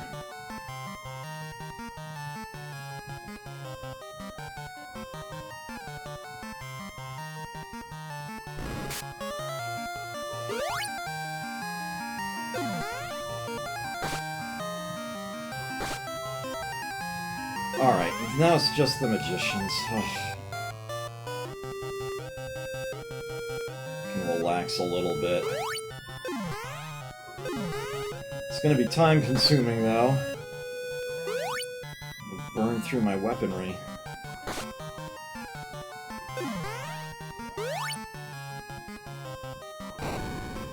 Finally! And this chest has a grenade in it. I will definitely be giving that to Son. That deals a decent chunk of damage without any consideration of what the character's stats are to an entire enemy group. Not unlike the submachine gun, but a bit more powerful.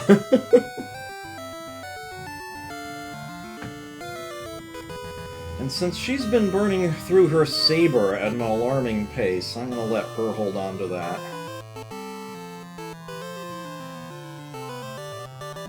Max is still blinded. Alright, Xyla, let's temporarily equip the Cure spell and then use it. There we go. And yourself too. Okay, that should actually do. Let's put the wand back on. Okay, and now we need to go to the bottom left corner of this area.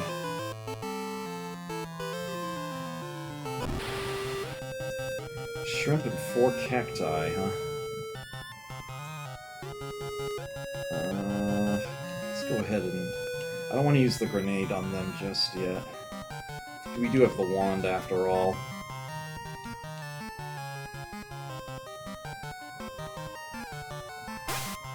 And they actually don't deal that much damage.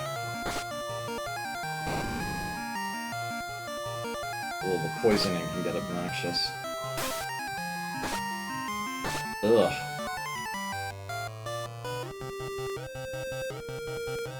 Yeah, I'm not gonna waste a spell on this.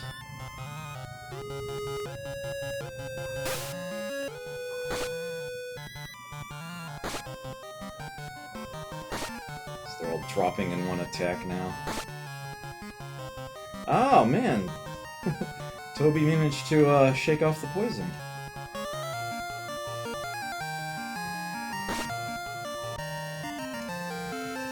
Meat of shrimp at this point is probably bad.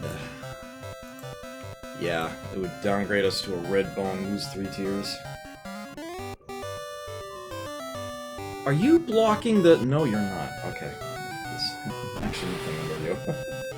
4 geckos, 2 jaguars. Ugh.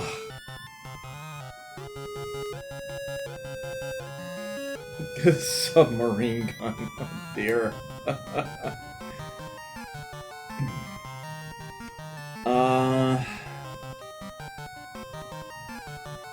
Let's fight the jaguars. Oh, nice! Thunder came in. Yeah, let's use that first.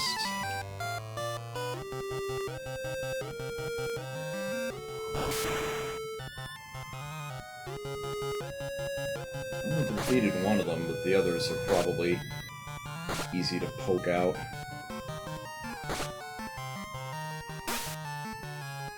Okay, yeah.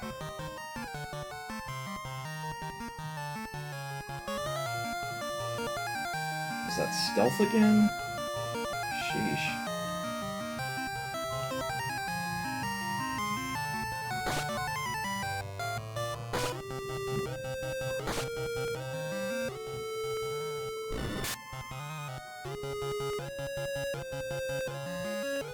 That just had to be last, didn't it? It's like I don't want to use anything she's got. It's all really powerful stuff at this stage.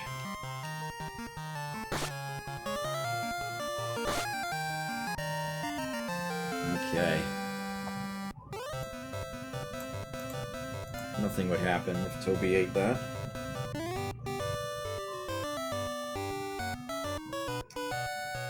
Okay, here we go. So, this room...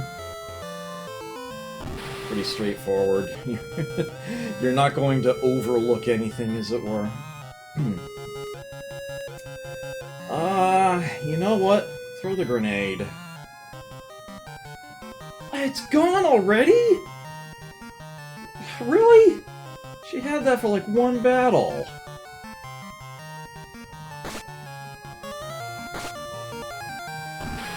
There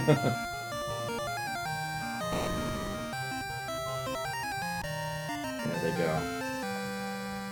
And Cactus would be down to Shark.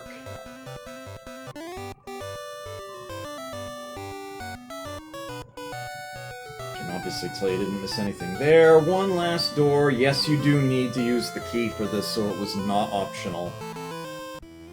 So remember how we were told to note where the 2 lines cross? You're about to see the significance of that. So here we have this line of orbs. You can just step across them.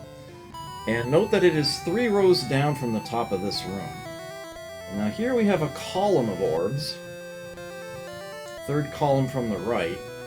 And now here, in the final room, it's completely tiled with orbs. So the really annoying thing that you need to remember here is that when you press the A button to search an area, you do not search the tile you are standing on. You search the tile you are facing. We need to face this one, not stand on it. It's real! You get red orb. And if we were to search any other orb, which of course is going to happen if we're actually standing on that space, doesn't matter what direction we're facing the wrong one, then you get attacked. Mind you, you get attacked when you grab the right one as well. Who stole my orb? And it is boss fight time against Seiryu, the blue dragon. Already faced the turtle Genbu, and we're now facing the dragon Seiryu. Kinda wish I had let Son get more health back before we came here. Oops. Well,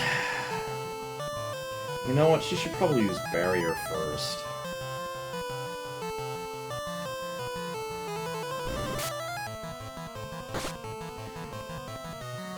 By strict, Sean is paralyzed. Oh, that's annoying.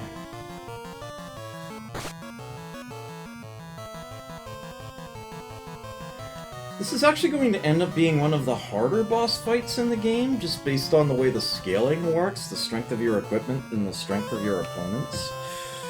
It's just an odd little artifact of the way the game happens to be balanced, but I'm not too concerned. Perhaps I ought to be.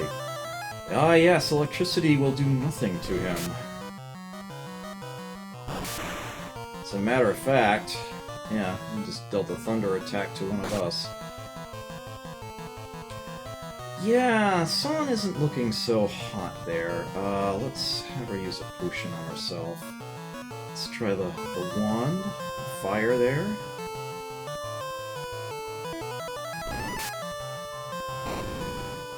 There we go, there's some damage. Only 30? That's not good.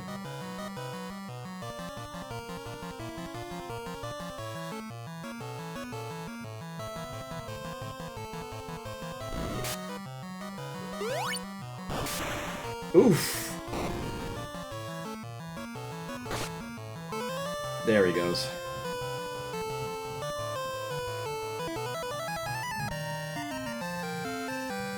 Oh, wow, he dropped meat. Wow, that's lucky. This counts as tier 7, same tier that we are now as a harpy. If we ate this, we would become a gazer. You know what, I'm gonna go ahead and do that anyway, even though we don't technically gain anything, just to be able to show off a new monster type.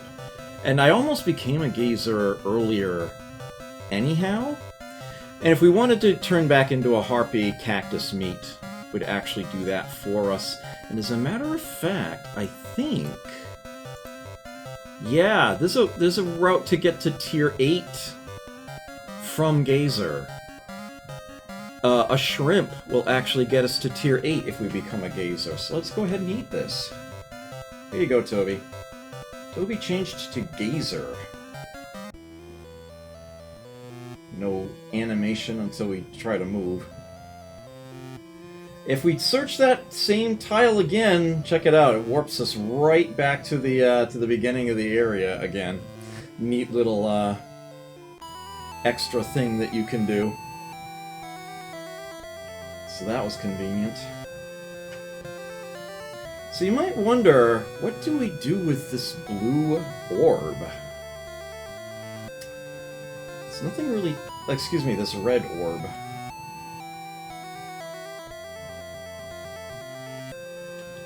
Doesn't really seem to do anything. Yeah, you don't have to slog back. That is handy. Alright, I'm gonna go to Port Town.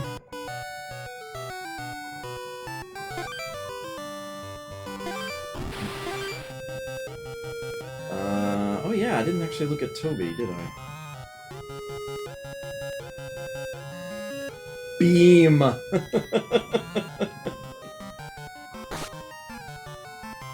130 damage instead. And note that it said defeated 1. As perhaps you've noticed, that only shows up if an attack hits an entire stack of enemies. Yeah, Gazer's pretty good. But we don't want Phantom... oh! Phantom Meat actually works too! This turns us into a tier 8. I didn't even get to really show you the Gazer. We're already even better. We are now an ogre. Oh, you just look at that. Look at those numbers. Yeah, he's already tier 8. He's got a sleep effect. Yeah, Toby's really, really moving up in the world now. And he's got a good chunk of HP there. Looking spiffy.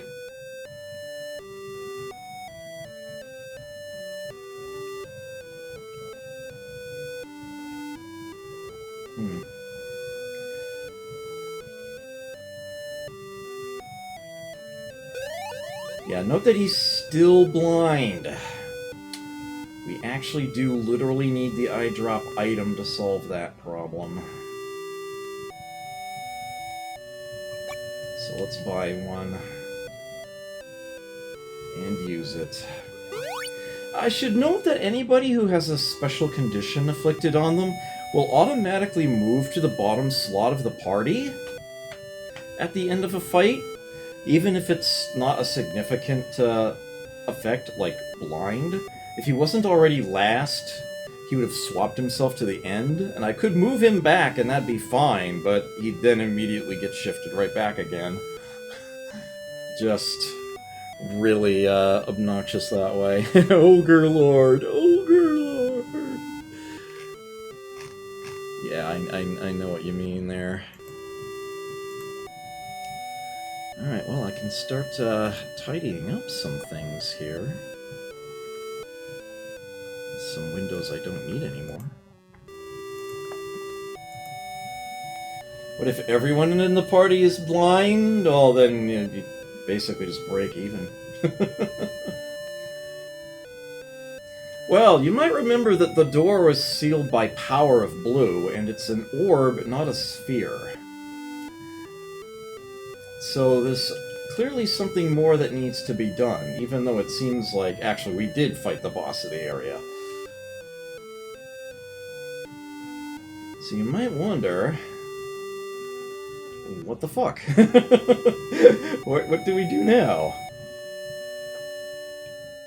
Alright, well, it turns out, the old man has the key for what we do. This is, again, a case of the blind. Yeah, this is a... blind leading the blind there. Yeah, this is a guide dang it moment, but... if you're going everywhere trying to find what to do, it's not like the game is that large. You'll stumble on it eventually. We will no longer require the air seed. And we no longer require the blue key. We will not be going underwater again. Got no reason to revisit that. And we couldn't sell those for money anyway. We have a very limited amount of inventory space here, so I definitely wanted to make sure that we get those cleared out at this time. And we can go ahead and sell the gold armor. Be holding on to those. We actually do have some decent amount of funds now, which we can use to get ourselves decidedly more powerful. Yeah, unfortunately, you're still stuck buying these one at a time.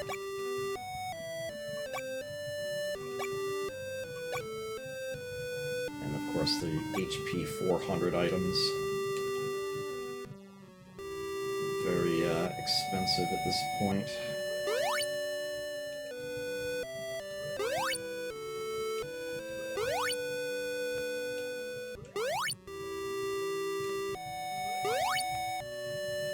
Ugh.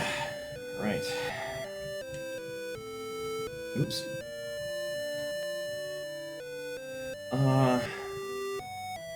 Oh yeah, you know what I should make sure I do? Get more weapons. She should get another saber, and he should get another melee weapon.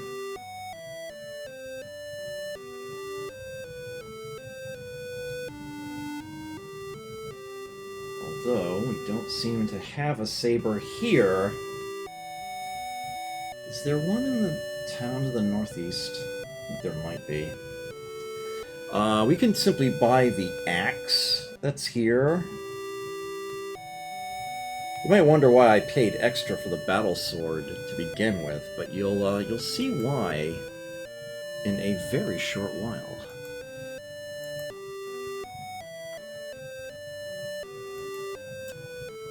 What am I looking for? Okay.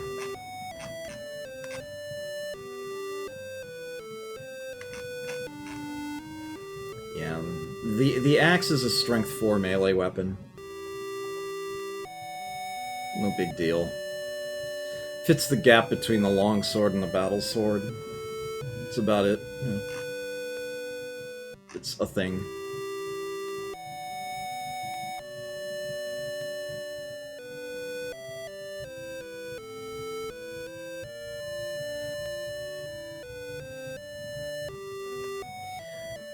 maybe I'm wrong about the submachine gun. I thought that hit a whole stack of enemies, but maybe not.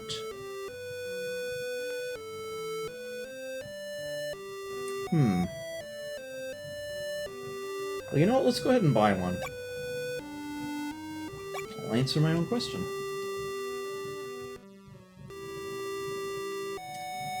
Alright, so she can carry the submachine gun, and he can carry the axe.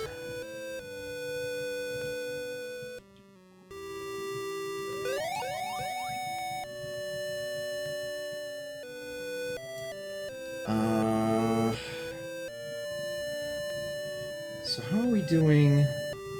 Our agility is 43. Yours is 33. Team 22. Yeah, Max needs more strength. We need more hit points. Boy, howdy, do we need more hit points. I'm actually gonna buy a chunk of these. Okay.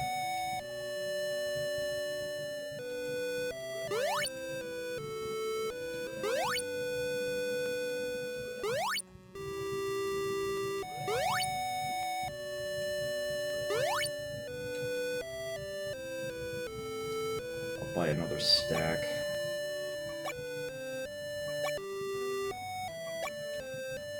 And I think I'll hold on to that amount of money.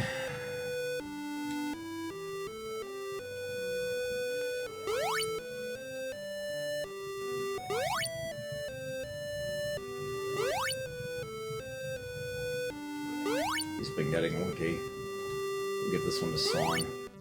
Ugh.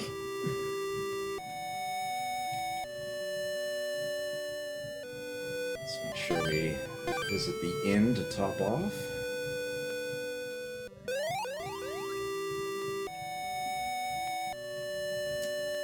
Okay, heading to the northeast town.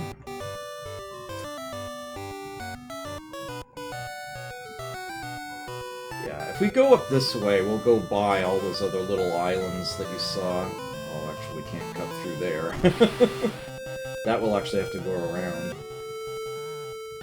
I can't tell against a single opponent. Oh, Thunder's back. Get to see that, I guess.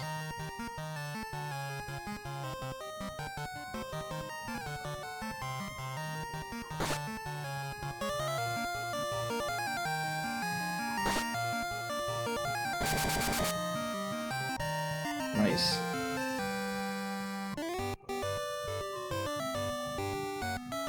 Yep.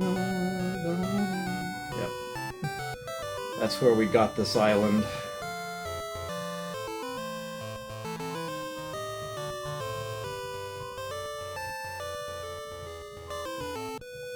Okay.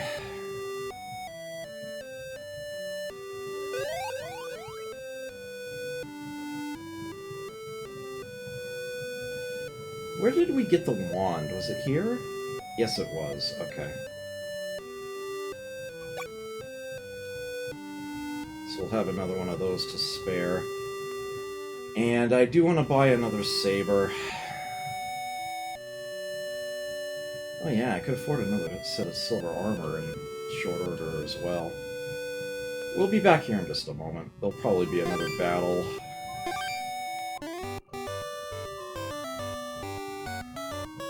Or not. So, yes.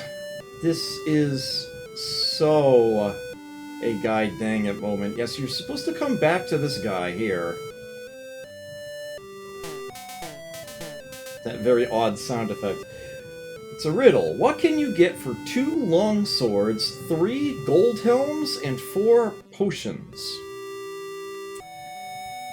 In case you were wondering why it was that the longsword was mysteriously sitting available in the shop. At the very bottom, in one of the earlier stores, not in with the rest of the weapons. It's so that you don't have to go back down to the first floor of the tower in order to get this question answered. This is a matter of simple arithmetic. They want you to determine what the total cost would be to purchase 2 longswords, 3 gold helms, and 4 potions. And if you do the arithmetic, that works out to 989 gold, the cost of a battle sword. Which is why I bought that in the first place. Look for the answer to the riddle and bring it to me. I think it needs to be in Son's inventory.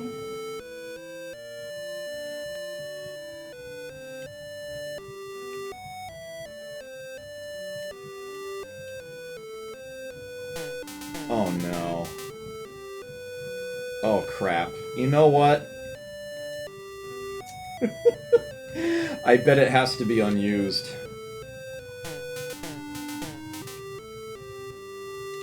I need to buy a new one. Shit. I forgot that little detail. My apologies. Oh, that's annoying. Oh well, I guess we get to level up a little. So there are 2 werewolves. Let's use the submachine gun and see if I was right or wrong about this.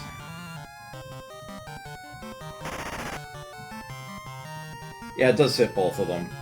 But as you saw, not for much. Only 24 damage. The grenade decidedly more effective in that regard. That said, I might as well just keep using it.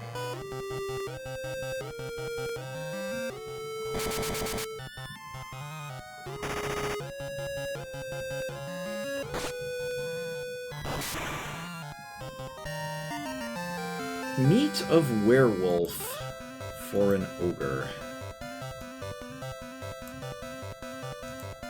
Nothing happens.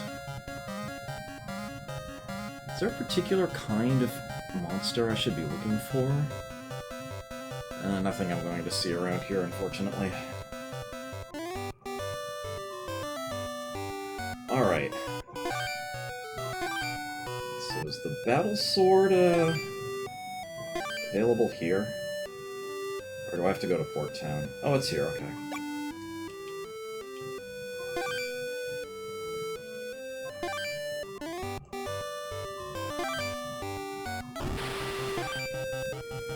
Magicians, submachine gun is fine here.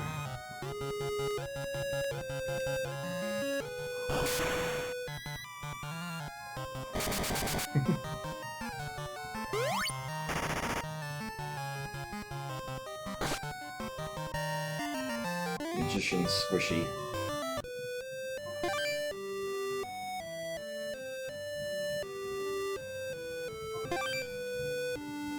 Show it to me! Son, you have Battle Sword, the right answer. Here is your reward. You get Blue Orb. You can use it to open the door at the tower. Well, actually, not quite. You need a sphere. But, if you have the red orb and the blue orb in your inventory and you go to use either of them, you get the sphere. They go away. I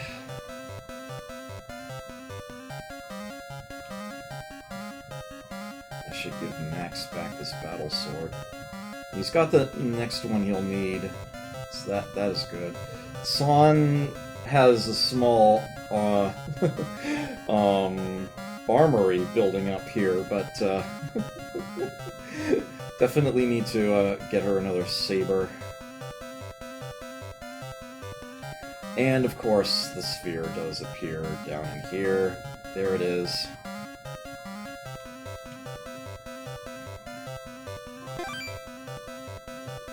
What time is it? Okay.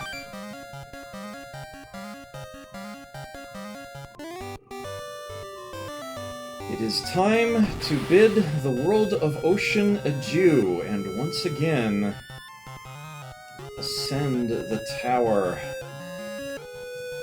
Head up to floor 10.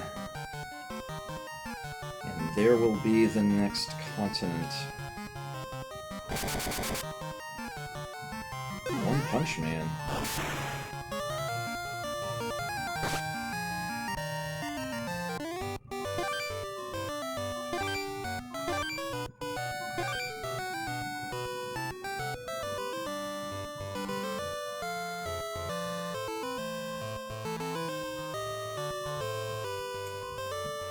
Let's visit to Port Town here.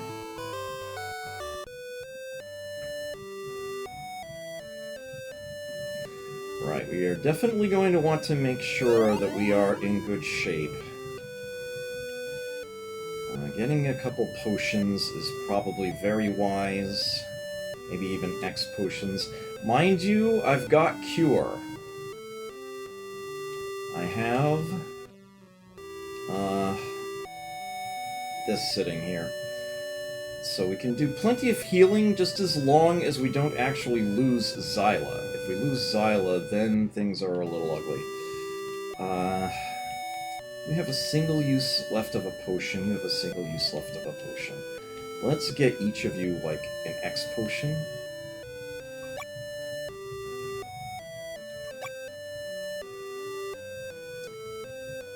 Okay. And I'm worried about her running out of equipment. So I think I'm going to invest in getting into one more random battle and then going to buy a saber. Which does mean going to the other corner of this map and back again, but I think that's pretty much what we need to do. Just to play it safe.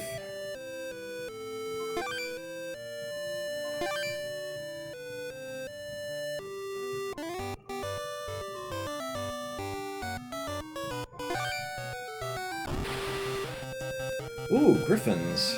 Somehow didn't encounter those prior to now during any of this. Saber the Piranha. Oh, nice. We still got Thunder. Let's use it. Let's use Sleep. See how that goes. Oh, I still have the game speed up.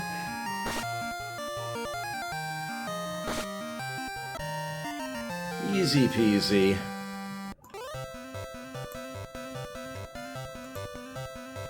Oh, that would rank us down one tier to Anaconda. I'll pass.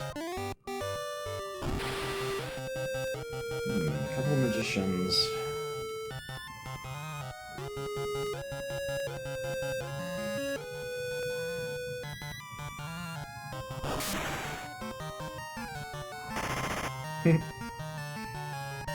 Nice. Oops.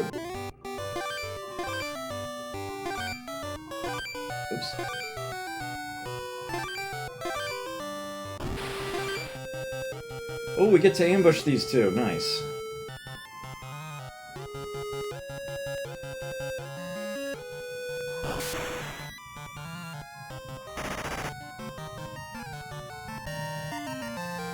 Good, good, good. Meat of werewolf is probably a whole lot of nothing.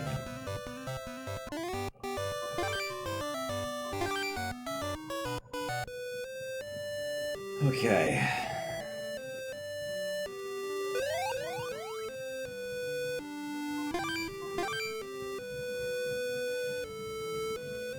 Let's get that saber. I feel a lot better now. I suppose I could try to get some sets of silver armor, but it's not essential. We'll get even better soon enough.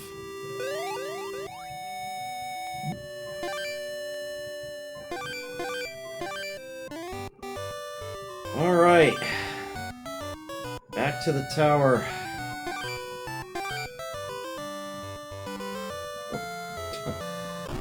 Bottleneck from the other side.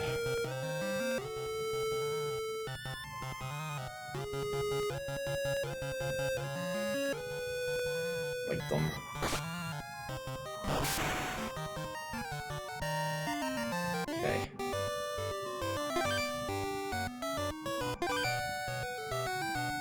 Farewell, world of ocean. Oh, really?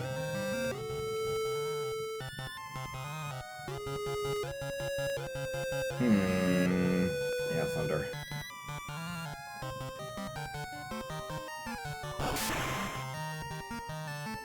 Bye.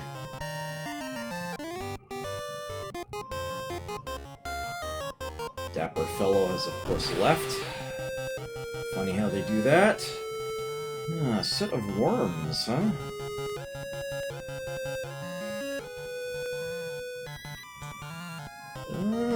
Eh.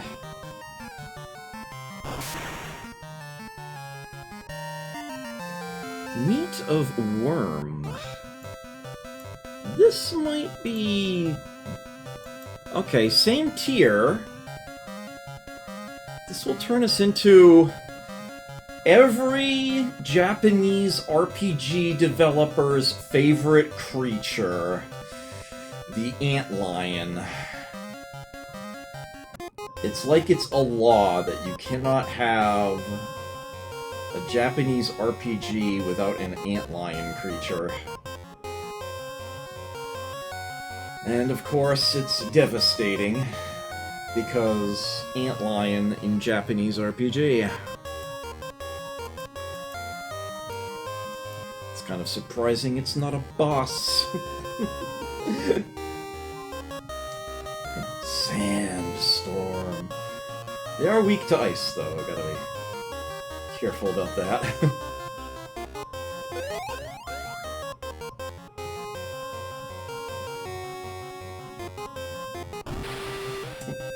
More worms.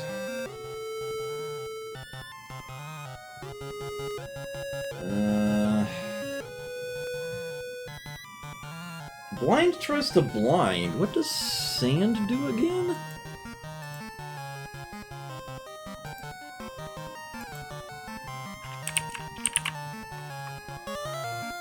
Lowers enemy group's agility, apparently.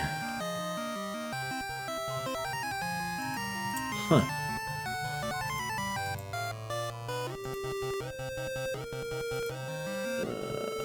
This is what I need.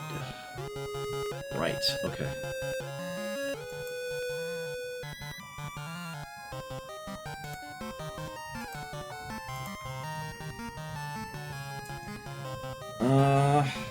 We'll go ahead and try it. Let's see what happens. It did nothing. Agility is down by 0. They must not have much.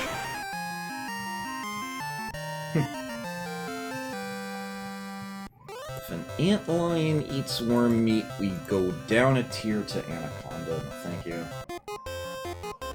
Door is locked by magic of blue. Item, sphere.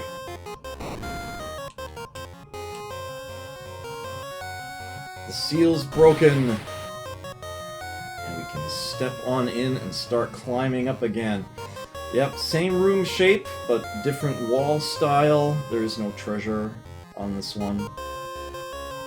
Okay, so we are now in the center of a room that is shaped like a figure 8. And the only other thing in this room is another door down bottom. I'm just going to go straight to it to try to minimize battles. There's no treasure here either. We go up another floor. Okay, so here we actually do have something interesting to check out. This room is a mirror image. The place we need to go is to the left. But there's a really nice extra thing to be had if we go up and into here. Now, this, at first glance, might look like it's a whole lot of nothing. But again, we can walk around in this. Do be careful, though, that we can encounter random battles in here. There is something to be had in here. Quite a few of things, actually. So we have a couple of Medusae to beat down. So that's a thing.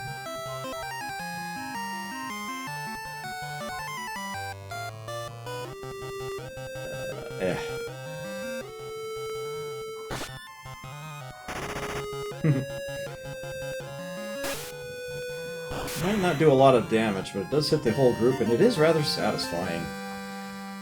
Meat of a Medusa. So this is going to be same tier, different kind of creature. It'll turn us into an amoeba.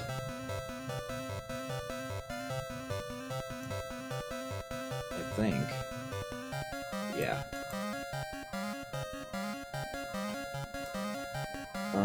But Japanese RPG and antlions, so no. So the only other thing in this area is all the way to the north, and it actually covers the entire width of the room. Oh hey, a raven. We were one of these once.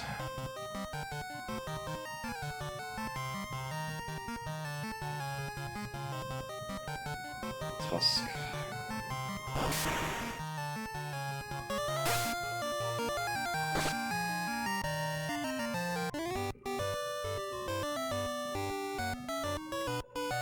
These Japanese fish statues, and there's a whole bunch of them! A whole row of them! Ooh, here we go. Atom crabs. These are gonna have some thicker defense. Let's throw a grenade at them. They should be weak to thunder. Let's get that tusk in there.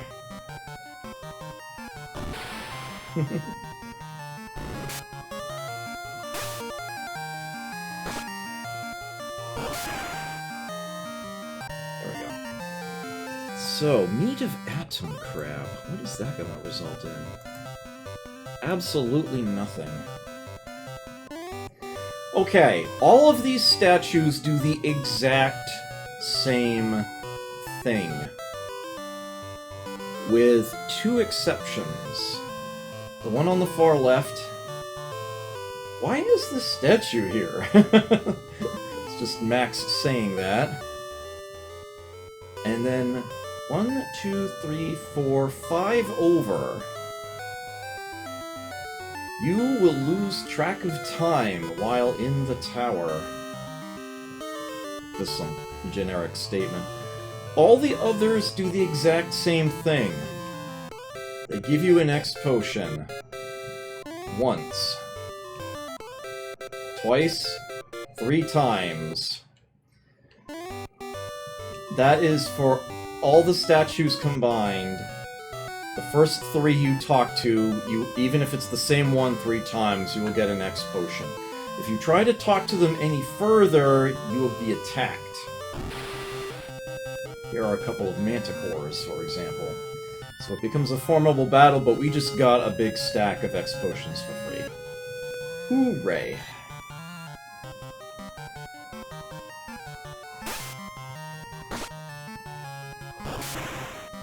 Definitely helps a lot to make it up the tower to the next landing.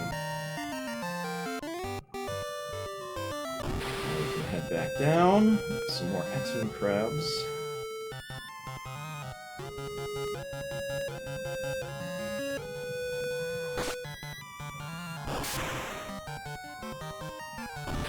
And, yeah, that's not gonna be any different. Anybody need, some healing, maybe?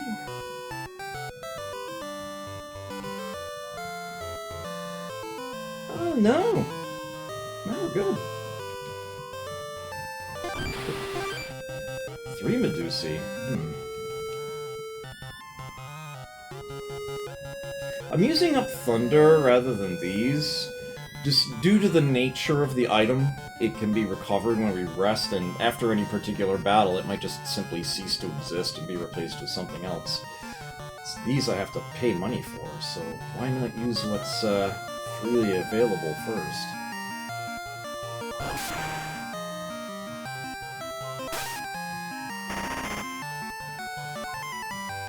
Nice.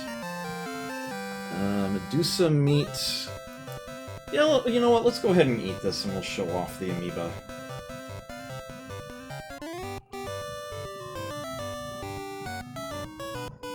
Some good numbers there. Resistant to fire, weak to electricity. That melt ability is there. Also, we have Bother. Bother.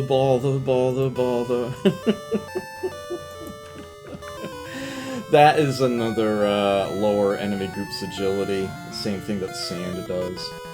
And if I remember right, Acid is actually, like, really good? Yeah, Acid attacks a whole enemy group.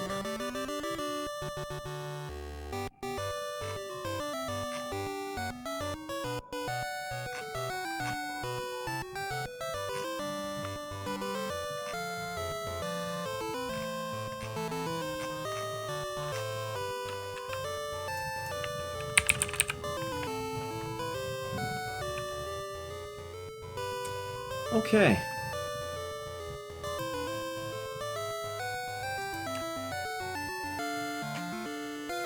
Sorry about that. Okay. So as noted, come down this way. Now this room, if I recall correctly, actually does have a treasure. It does, you're right. And this is one case where you actually will see it if you step out that far, but sometimes it's further away. You are overloaded. So we are. Max has an inventory space open. Let's have him equip, let's say, one of these X potions. Now we can open this. A musket! Is exactly what it sounds like. Another firearm-type weapon.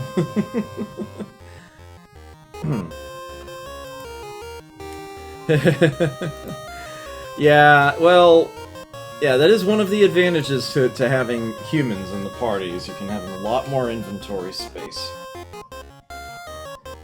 It is one advantage they have.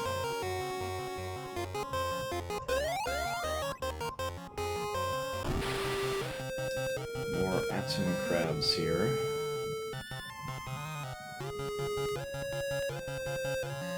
Yeah, thunder is used up. It doesn't show up when it's a 0. Hopefully it wasn't turned into, like, stealth or anything. We are still packing electricity. Spell book, we can use that. Acid. Ooh, double attack. That's nasty. We got him. Actually, since we switched to an amoeba, what happens to an amoeba if it eats atom crab meat? Oh, it ranks down 2 tiers to a mosquito. No, thank you.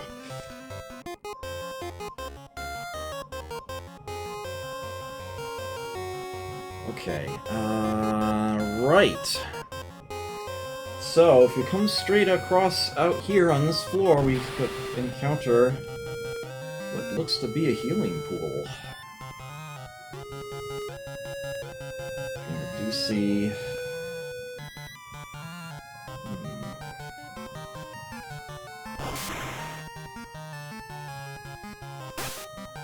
Oh no! Are you bloody kidding me? Ugh. Bad luck there.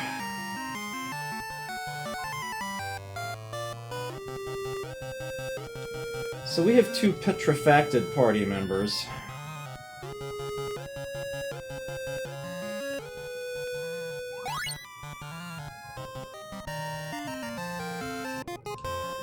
And as you might imagine, that doesn't wear out on its own. As a matter of fact, Zyla is our main sprite now, because Son and Max are incapable of fighting, and you know how these RPGs go. they're as good as dead. If everybody in the party is petrifacted or dead, it's game over. So, that is actually going to force us to go back down. Ah, that is so not cool. That is so not good. Or are we closer to the... Are we better off going up? No. No, we're not. No, we're going back down. Yeah, and you can see they were immediately thrust to the end of the party. Curiously enough... Oh, no, we can't. Okay.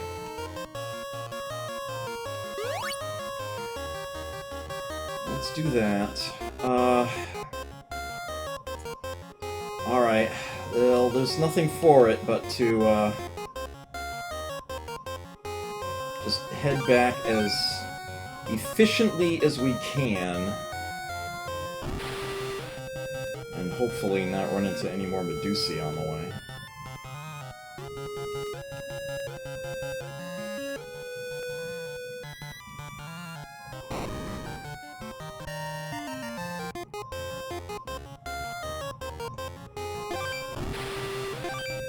Eagle?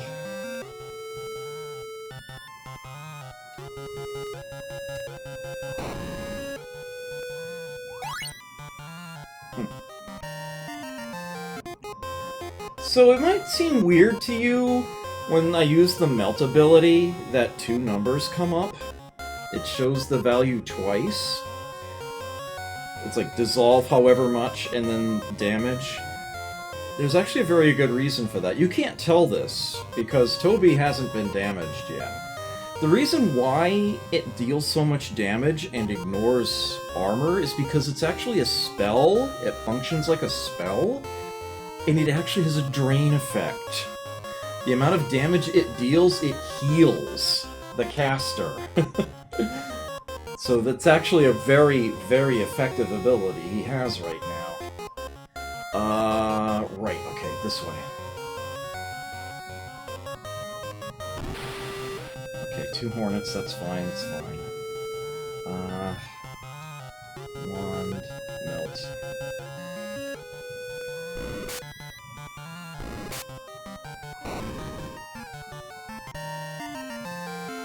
Meat of Hornet for an amoeba. Would be a downgrade to a harpy. Been there, done that.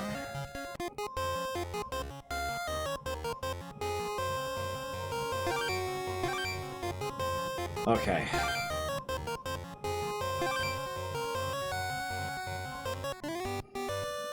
Oh, phew. Okay. As you might imagine, an inn doesn't cover it. The House of Life doesn't cover it. They're not dead. They're just frozen. So the way we need to deal with that is the item that does it. It is the needle that does it.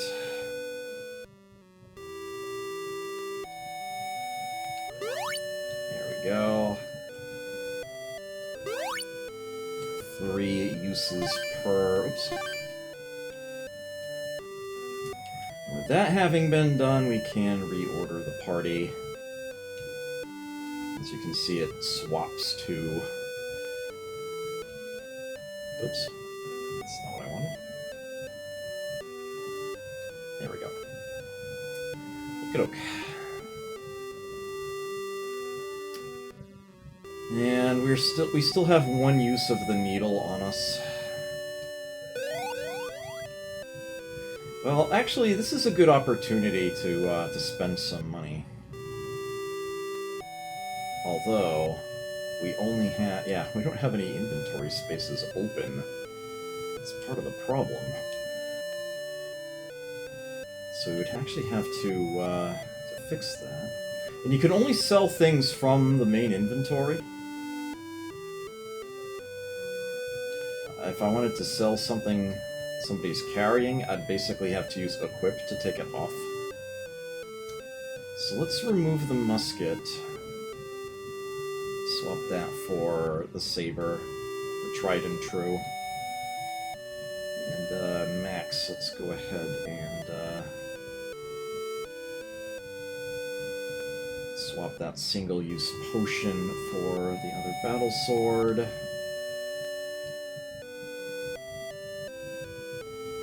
got our thunder restored there. Let's swap the wand with a fully fleshed out one. 23 GP, I'll take it. 7. 400, that one was unused. And I'll keep the eye drop and the needle. The other X potions there. Let's buy some,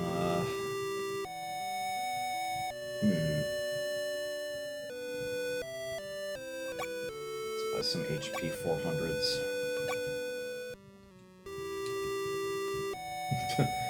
Okay, I only have room for 3.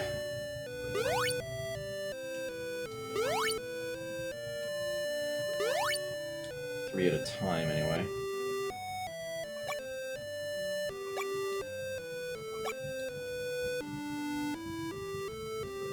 My elite menuing skills.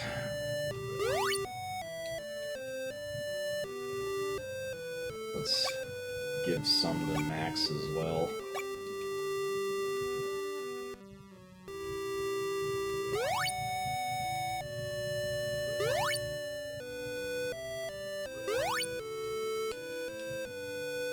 Okay. Hey, Tony, good to see you. And Radix, good to see you as well. Let's heal up there. Didn't see us sneak in.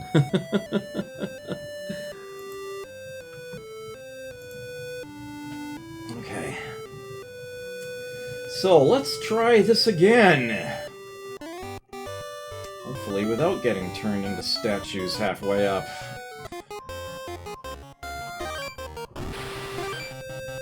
Three worms, more submachine gun, thunder is back. Let's not waste acid on this stack here. Melt and X.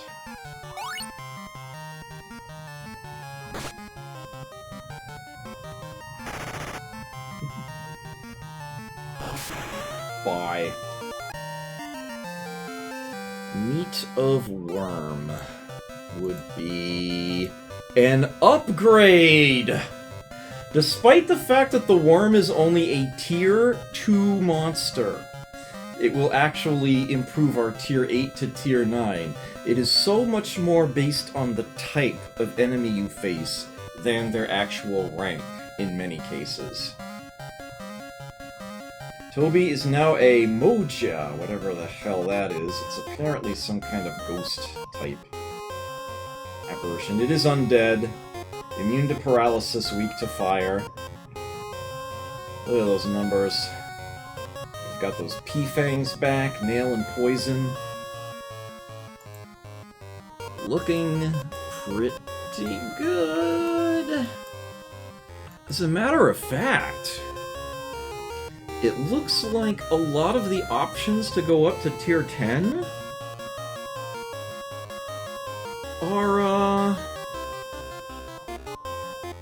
are sea creatures.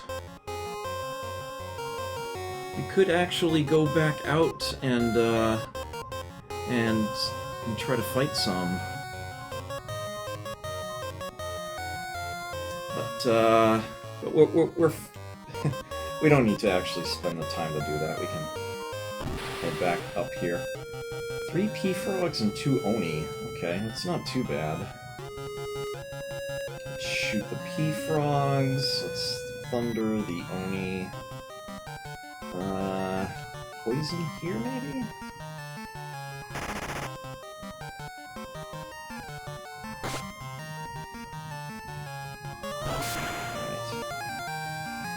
Oh. Fantastic. Alright, well, there's only, well, it's still 2 left. Submachine gun, thunder. Fangs. Parallel. Should just use nail, I guess. P-Frog is an upgrade again already. Toby changed to Thunder. Wow, he's just flying through the ranks now. Toby is a tier 10 monster. And once again, the highest tier is 14. The highest tier is 14. We are just flying up the list now. Yeah, so if you know how the monster evolution works, you can get them very powerful very quickly. Yeah, note his agility is 74. With that said, though, a 4-monster party is not an easy thing to get through the game with. As a matter of fact, barring a few, like, key creatures with very unique abilities, it might be just straight up impossible with a party full of even top-tier monsters to beat the final boss. You simply run out of weapons before they go down. Unless you know a few key tricks, there might be a particular monster or two that can solve that problem.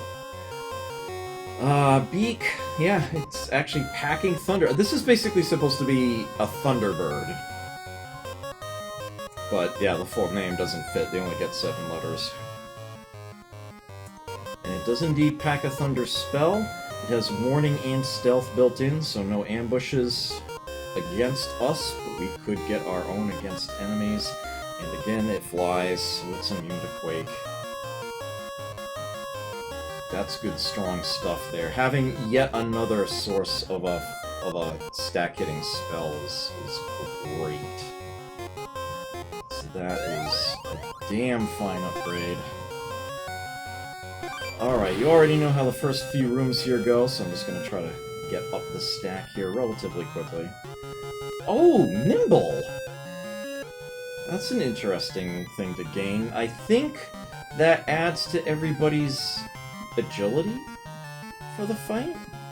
Here, you can use your Thunder.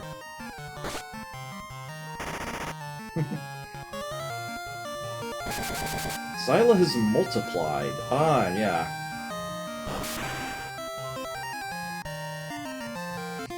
Let me refresh my memory on what exactly that ability does.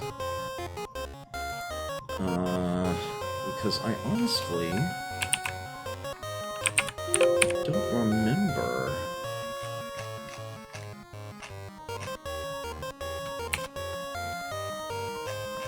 Really? Oh, they must have renamed this one for this release of the game. So what was it originally called? Oh, I'm not sure I know.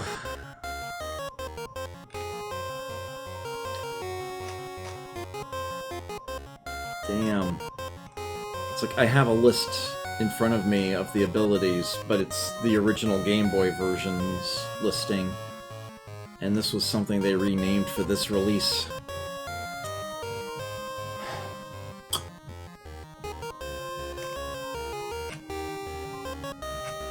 Damn, I actually don't know what it is.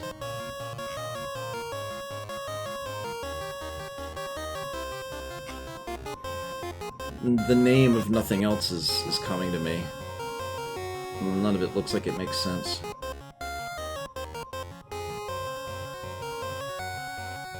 That's unfortunate. It might be Mirror. It might be Mirror. That increases evasion.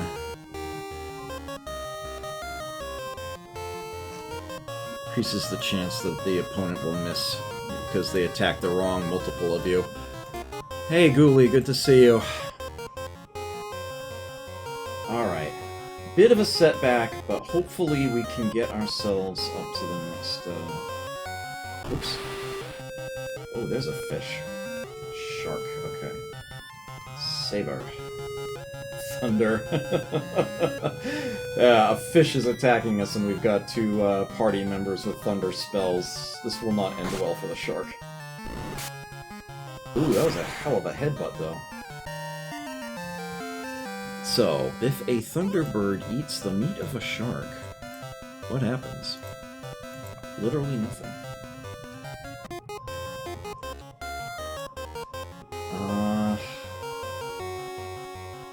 Yeah, I think we're good. 50 was a big chunk, but I think we're good. Ooh, eagle.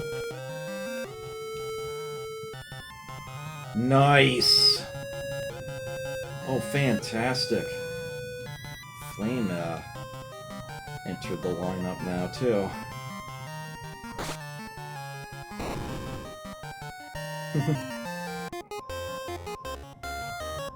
In a good way here.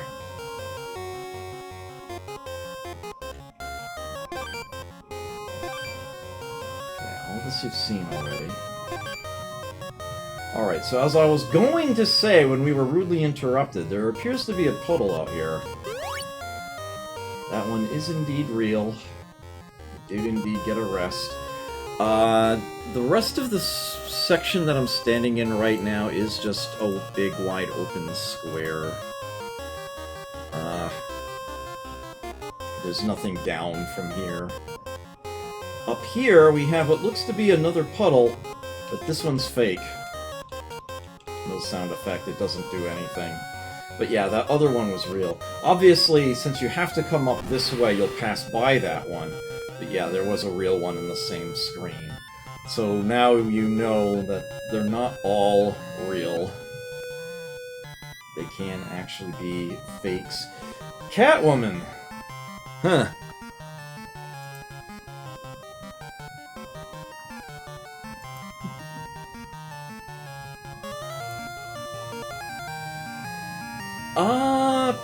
Not even remotely, Ghoulie. Final Fantasy Tactics was practically, like, everything I streamed, or so it felt, for a sizable amount of time. The sad part is I still need to go back to it.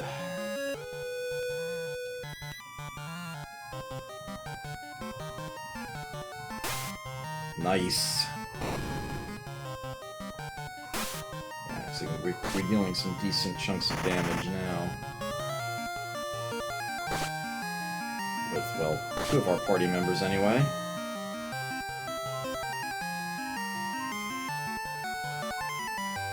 Yeah, that's sort of your indicator. Telling you that the humans need more oomph.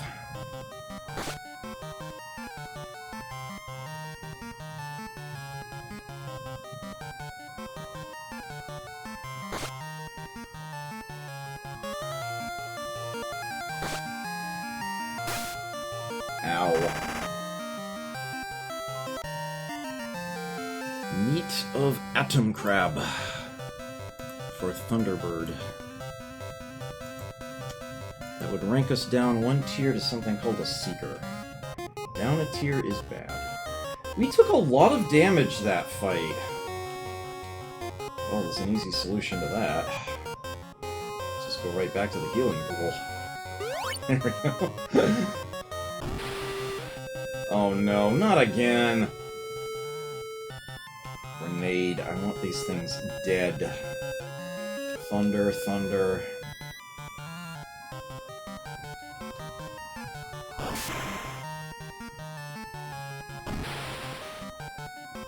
There we go.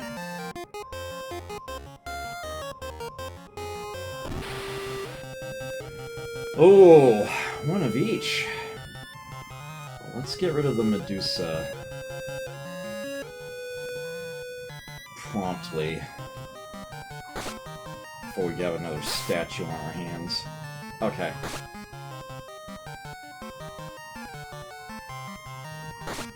Ow.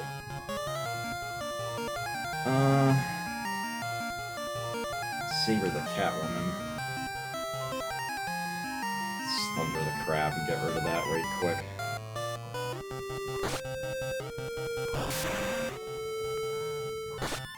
That didn't finish it off?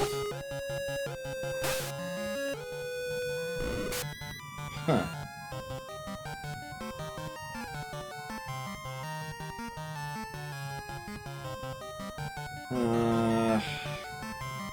Yeah, alright, I'll use another Thunder.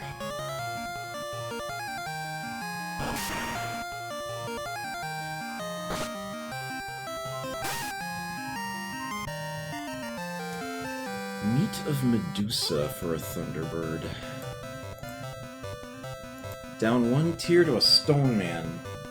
A very tanky creature, as you might imagine by its name, but not as good as what we have. There's nothing there.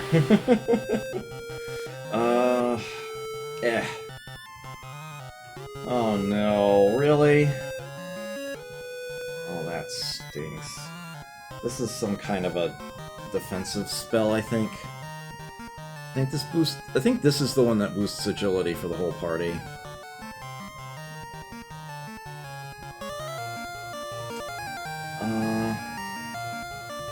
Oh no, it reduces, Does it try to paralyze somebody? Let's use it on the Atom Crab, anyway.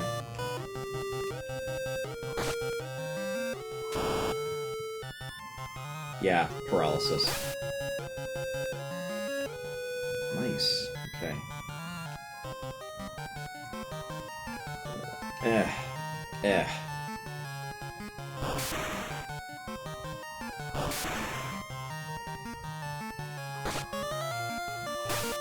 Come on.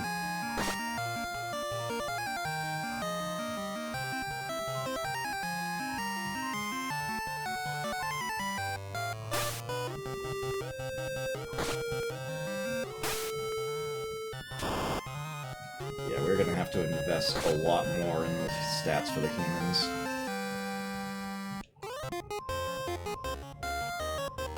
And nothing further down. We have ourselves another room. There is no treasure on this one. Just march straight on up. This room is very obnoxiously labyrinthine, but you're perfectly fine if you just stick to the right wall here. As a matter of fact, this is an inn! Convenient to have one of those. And we have a bit of an infirmary here. We can try to talk to the patients, but the other people staying in the beds, but they won't really have anything to say. Except this one. One Arc Fiend controls 4 other fiends. We've already beaten 2 of the 4 fiends, but there is an Arc Fiend now that we have just learned of. And this is a House of Life. Convenient place for it. So with that done, we keep following this wall. Yeah, it just loops back around on the other side there. And the way we need to go is up here. 2 Atom Crabs. Well, if you attack the lone Catwoman, it will thunder the crabs.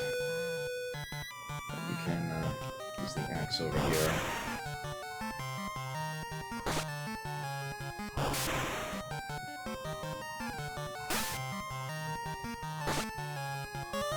Okay, yeah. Definitely need to get more.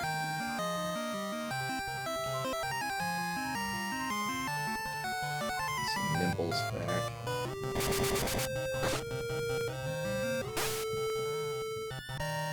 There we go. Ugh, 1 tile! Ooh, clam, that's new. Let's shoot the birds. Thunder the clam.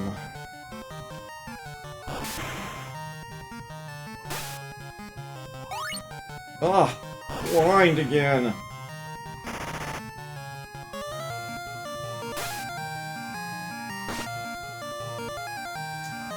Noxious. That thing is still standing! That was a tough little sucker.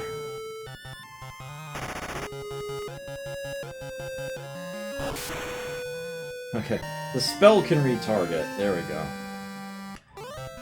Thunderbird eats clam meat. A Tengu!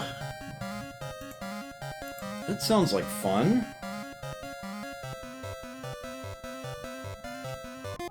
You might know what a Tengu is from Dead or Alive.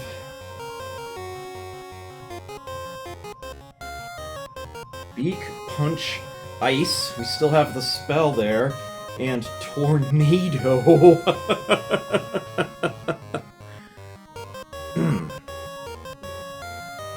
I think that Tornado is like something really, really good.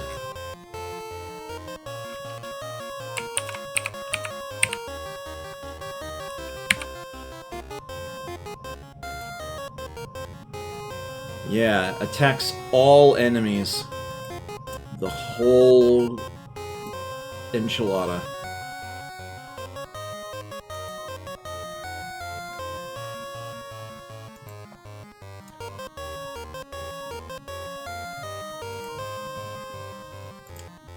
Man.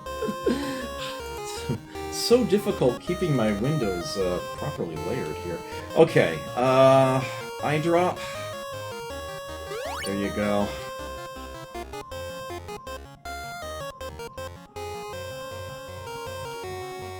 Gonna need that inventory space in a moment.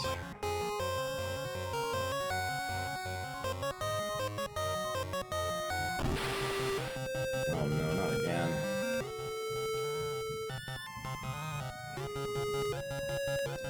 Double Thunder the Crab, I guess. Oh, why? You don't have Thunder. Tornado! Do it!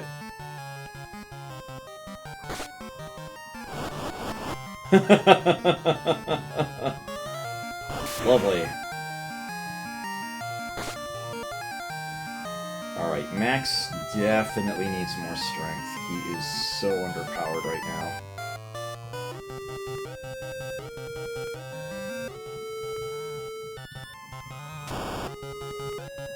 Nice.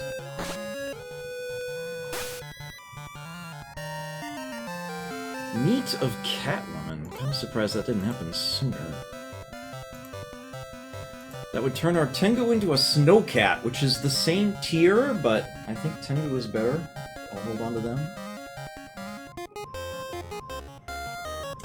There is a treasure out here this time. Oops. 3 pea flowers and a shark. Okay, well let's submachine gun that stack and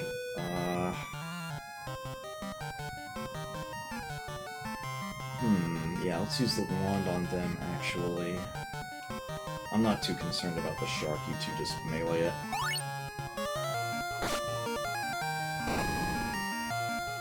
Big damage there.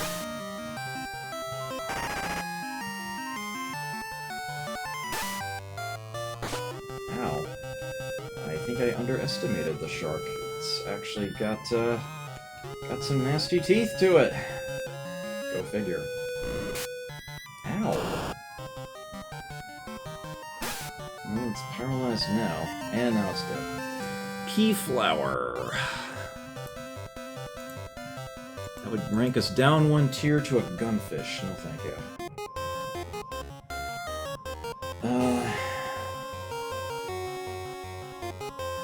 Okay, so let's take this opportunity to heal up a little, just in case. Oops. I need to swap the Pure spell in. Good ability and use it. Close enough. Fantastic. We're done here. Alright. Get the wand back on. Move this to the bottom again because I'm OCD like them. You get P knife! So you might think that P stands for poison in this case. Seems reasonable enough, right? But you'd actually be wrong. It stands for Psi. Psionic Knife. Remember that the Japanese version of the mutant is called the Esper. This is, for all intents and purposes, a magic melee weapon. As a matter of fact, its default attack power is 7. To put things in perspective, the Saber is 6. But the damage it deals is based on its wielder's mana value, so it is for mutants to be armed with. As a matter of fact, especially since she's got Thunder sitting there, I don't think we need to be loaded down with this many group attacks. Instead, let's give her something to attack a single target with, a P-Knife. And given that her mana stat is now 52, it is over halfway to the cap! That should actually deal some very significant damage, and given that her agility is also 50, that means she is not very likely to miss with it. Another thing to keep in mind is that the stat growth of a mutant is supposedly affected by what they use, what they wear. Their defense will go up faster if they take more damage, which is why I have her in the second slot, despite filling the role of a spellcaster. She would gain more strength if I had her armed with strength-type weapons, gain agility faster. She were attacking with a rapier. Actually, at the beginning of the game she was. That's why her agility has gone up and not her strength as much. And she's been using primarily spells, even picking like ESP if I don't have anything more useful to do, or if I'm trying to save the better stuff. And that's how her mana got up as high as it did. So there's that. She is now a very effective melee unit. I have got to get Son's agility up to like 60 in order to make her useful again, and Max's strength is a long way to go. I am probably going to have to spend quite a bit of time just buying. Even if I've got the money, you can only buy the potions one at a time and use them. Just have to chunk through that. Yeah, we just got a very good weapon. As a matter of fact, I'm gonna have her use it here. Can compare. Actually, yeah, let's do this. Not the submachine gun. Saber, P-Knife, Beak, and actually, we'll let him use the battle axe. You can get a good sense of the melee damage they can deal. 159! She just one-shotted it. Son's Saber is only 75. Half as much. Toby did 113 with his beak. Right, so that's what's basically telling you, yeah, I think it's time we got the humans more powered up. Like I said, mutants, much more effective, much faster. With that said, though, we're now going to attack the whole group at once, get rid of both of these at the same time. Now we should use Thunder there.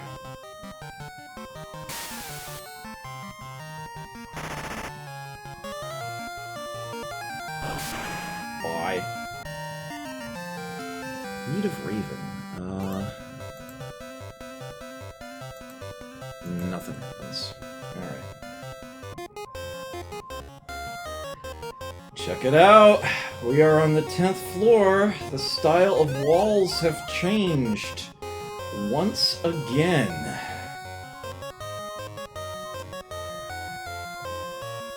And, yeah, there's nothing in these statues. You again! Let's What's up, mysterious dapper fellow? The ruler of this world is calling for guards. Being a guard is the quickest way to meet him. Yet another useful hint. We have a stairwell up here. Ah, it's another locked door. Doors locked by magic of white. We've already faced the black turtle and the blue dragon. The white fiend must be encountered in the next world. So this is the world of Sky. And this is where we start getting some, shall we say, deeper plots. in these sections. They're slowly building up this this sort of thing. This is actually the shortest of the main worlds that we'll be encountering, but it's not without its drama, as you will encounter. With that said, though, I will be calling this session to a close relatively soon. I was hoping to be able to get a little further into this area before calling it, but the simple fact of the matter is having to double back that one time didn't help any. It really, really didn't. But I will at least get you into the first town and get a few things taken care of.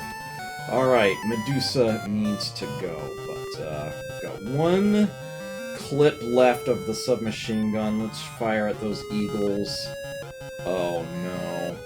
Oh no. It's like stealth or warning in its place now. That's not good. P-knife the Medusa. That should handily one-shot it. You can ice the eagles. Just in case. Let's have you use your axe over here. Ow! There we go. Those eagles are dealing massive amounts of damage. One left.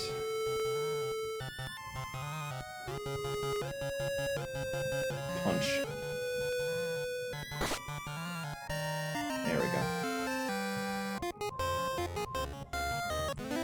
Welcome to the world of Sky. Even the tower looks different up here. And what we have here are worlds on clouds. Here is your first town. Here is Sky Town. Here we have an inn. Much needed. Get some health recovered, and our use is back. What's Scylla looking at right now? Oh no! That's even worse than just having stealth sitting there. So yes, her current random 4th slot effect is a weakness to fire. Yes, that is what is in that slot.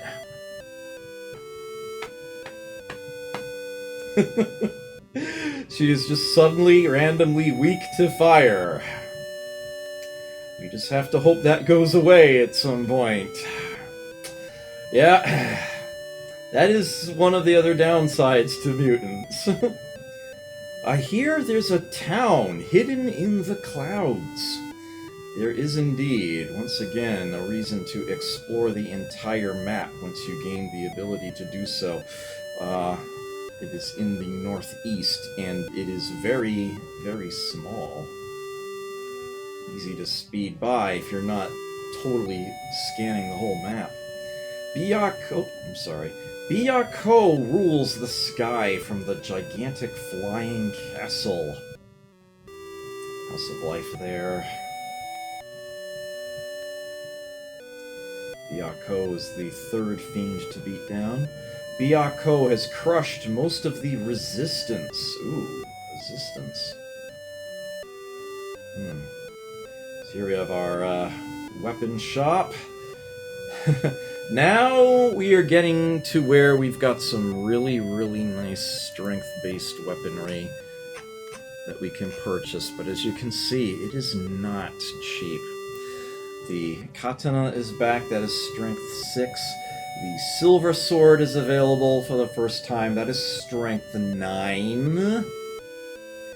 The ogre sword, little cheaper, is strength 8. Percentage-wise, you're better off paying more money for the silver, or at least you would be against most opponents.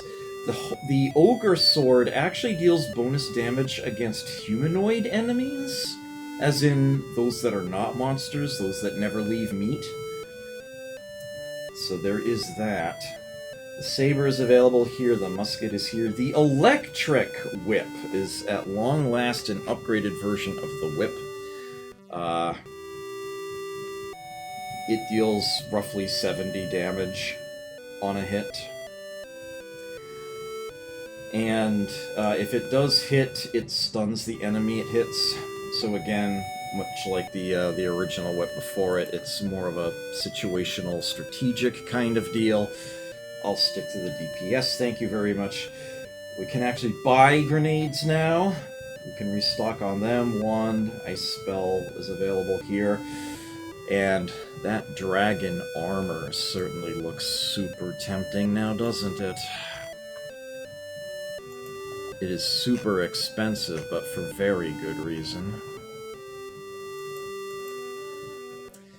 The silver armor, which we only got one of, I don't think we bought another, has a defense power of 13. The dragon armor has a defense power of 19. That is 6 extra defense.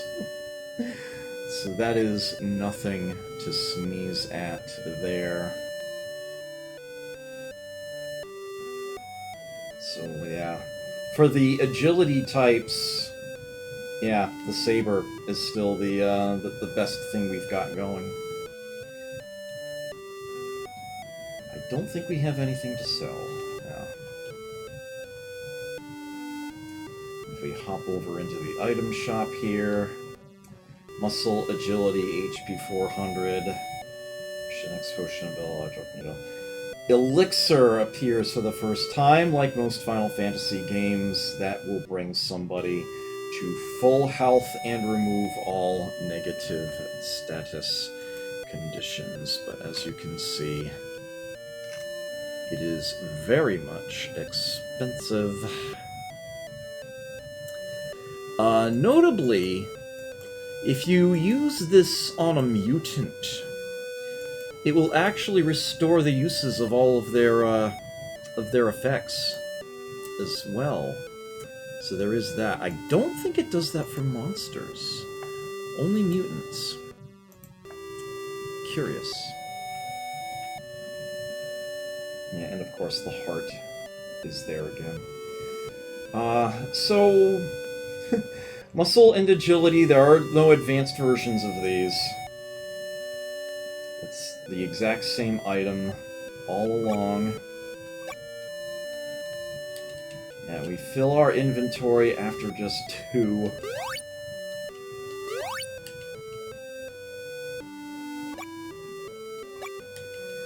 So yeah, this is perhaps the most annoying thing about playing a human, even though their potential just goes through the roof.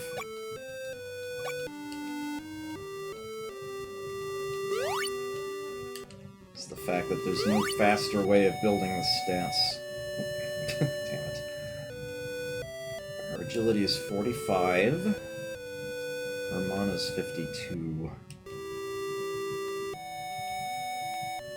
Okay, this is the best thing to spend my money on.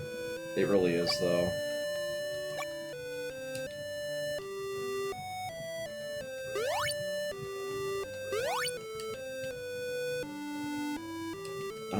How much does each one boost it by? 2. I think early on it might give you a little extra, but once you get above a certain level, then they're all exactly 2.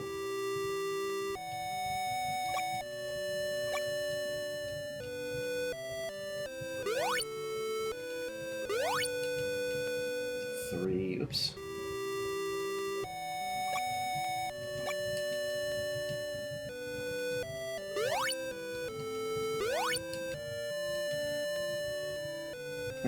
There's no faster way. There's no item that does it better later on. It's muscle and agility all the way.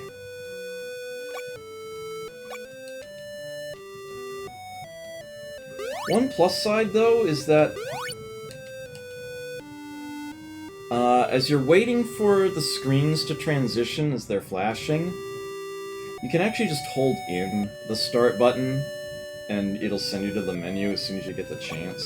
So you can menu faster that way. It's like I'm holding in start to bring this up. You can press it way early.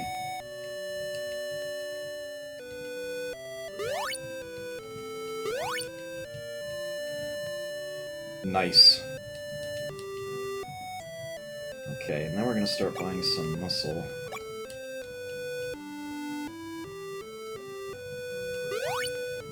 I think I can press up and go to the bottom. Yes, I can. Okay.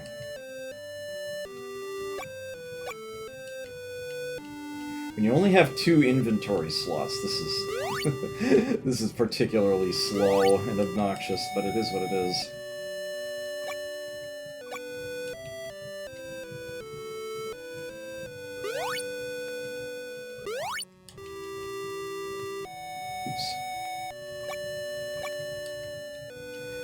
Just what you have to do. What's he up to now? 38. That's not gonna do. 40, 42.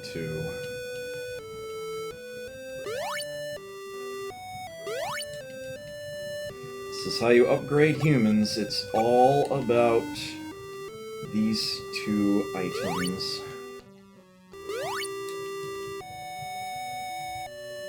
50 is probably enough, given that the strength weapons are better base. But he's also going to need some agility as well, or he's never going to hit anything eventually. Okay, so he's at a strength of 50. 18 agility? 20, 22... I figure 30 is probably good. 24, 26.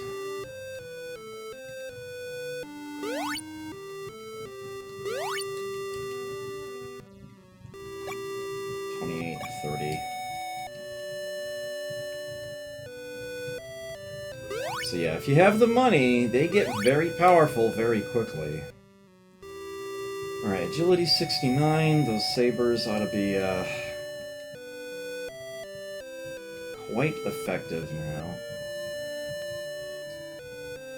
Let's do it this way, actually. Okay. I want to fill that slot? I think I do. Just stick that there for now. I'm gonna swap the order of these. Oops, that's fine. And for Max... These are actually already got 2 X potions on, that explains that.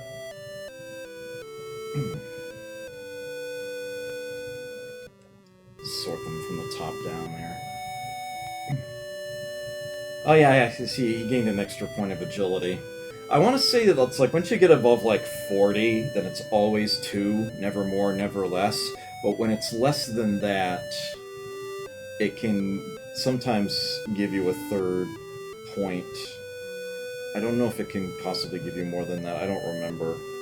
Maybe like 4 or 5 or something, but yeah, there's some variability to it to start, but once you get beyond the threshold, it's always going to be exactly 2 on each of those.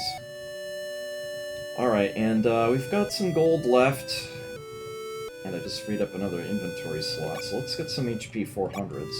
Note that they don't even have HP 200s here anymore. If you needed those, well, I think they're available in another town later on. But, it's like, kind of telling you, huh, if I, don't have at least 200 HP max, maybe I ought to not be here yet. So there is that. Let me sort this a little better.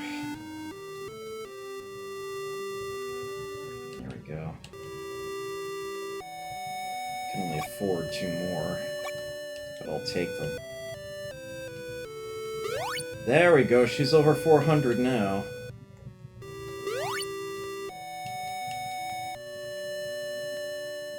Okay, what else is in this town? A pub! This place is only for... That startled me.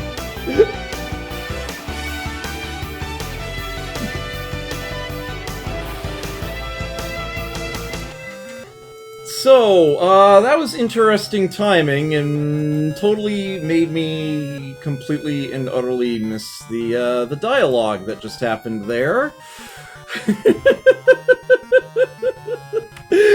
With that said, thank you very much, Jod. I greatly appreciate the resub. There are 42 months of support. Thank you very, very much. I greatly appreciate that. That was perfectly mistimed. Oh dear. He totally meant to do that. Alright, so, yeah, I guess you'll just have to watch the VOD and pretend I voice acted it. But, yeah, the guards basically say, this is for Byakko, yeah, this place is for Byako's men, get out while you can, and San's like, don't talk rubbish, and the guard's like, you're dead. Here we go. And, it is a mosquito that we are being, charged with fighting here. It's not going to end well for the mosquito, I'll tell you that much right now. Down already. 400 GP for one opponent. And the sergeant's like, how would you like working for Byakko? San's like, sure. And we're suddenly taken right to Byakko. I hear you're pretty good. First, you will bring Jean to me, and I'll reward you if you do well. Who is this girl? Don't ask questions. Just do as you're told. Sure, no problem. And we get warped to Byakko's castle. Don't just stand there, keep looking. And we could go, like, all the way through this castle. All the way up and through it. Oh, you clipped it. Thank you, Grim. Well, in that case, I can simply read it from the clip. This place is only for Byakko, the White Tiger, and his men. Get out while you can. Don't talk rubbish. Leave us alone. You're a dead man. There we go. Thank you for that. I appreciate it. It's always weird how it's easier for a viewer to access that sort of thing than the streamer themselves.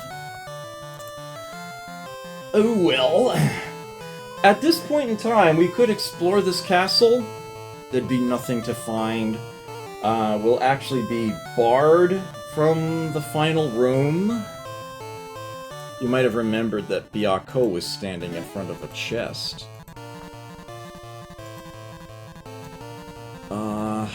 But I believe the room he's in is actually,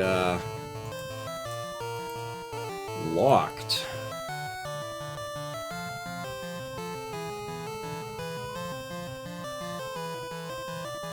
Yeah, it's like, this castle is a linear path. It's basically one big spiral tower, but there's no reason to ascend it right now.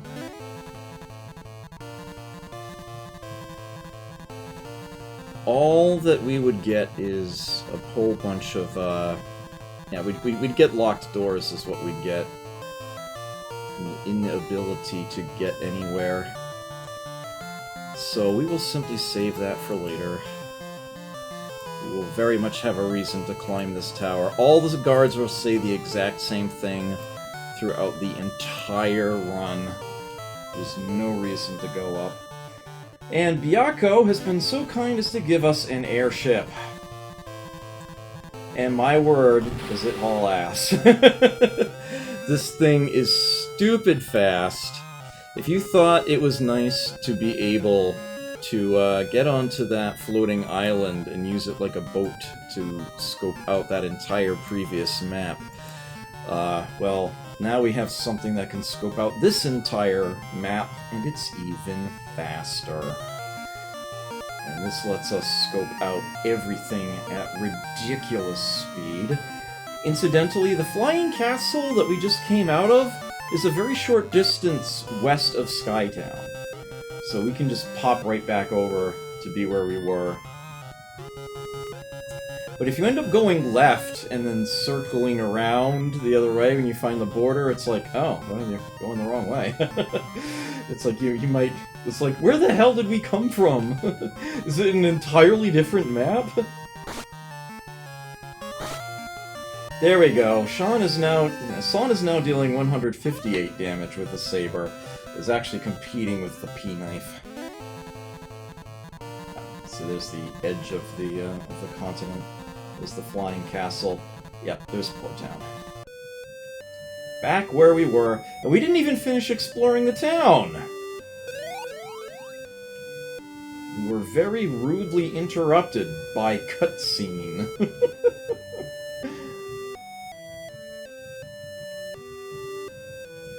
If we go back in the pub... Howdy! Since we actually work for Byakko now. The glider is outside. Yeah, I know. We parked it there.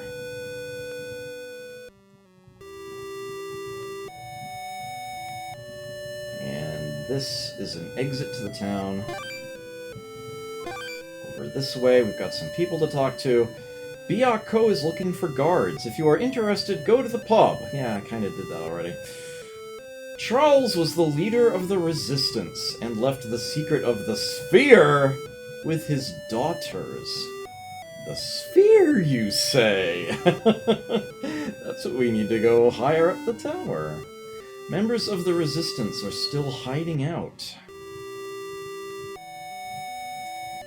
So, as you may have surmised, get out of the way. Get out! Move it! One more, you can do it. Thank you. Fucking hate it when RPG NPCs do that. I hate that with a passion. Ugh. Alright, and that saber is about to wear out. But, we do also have the grenades. She's probably okay for now.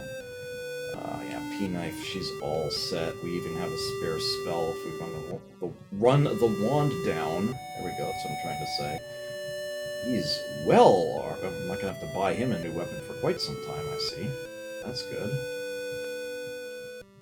How much gold do we have? Okay.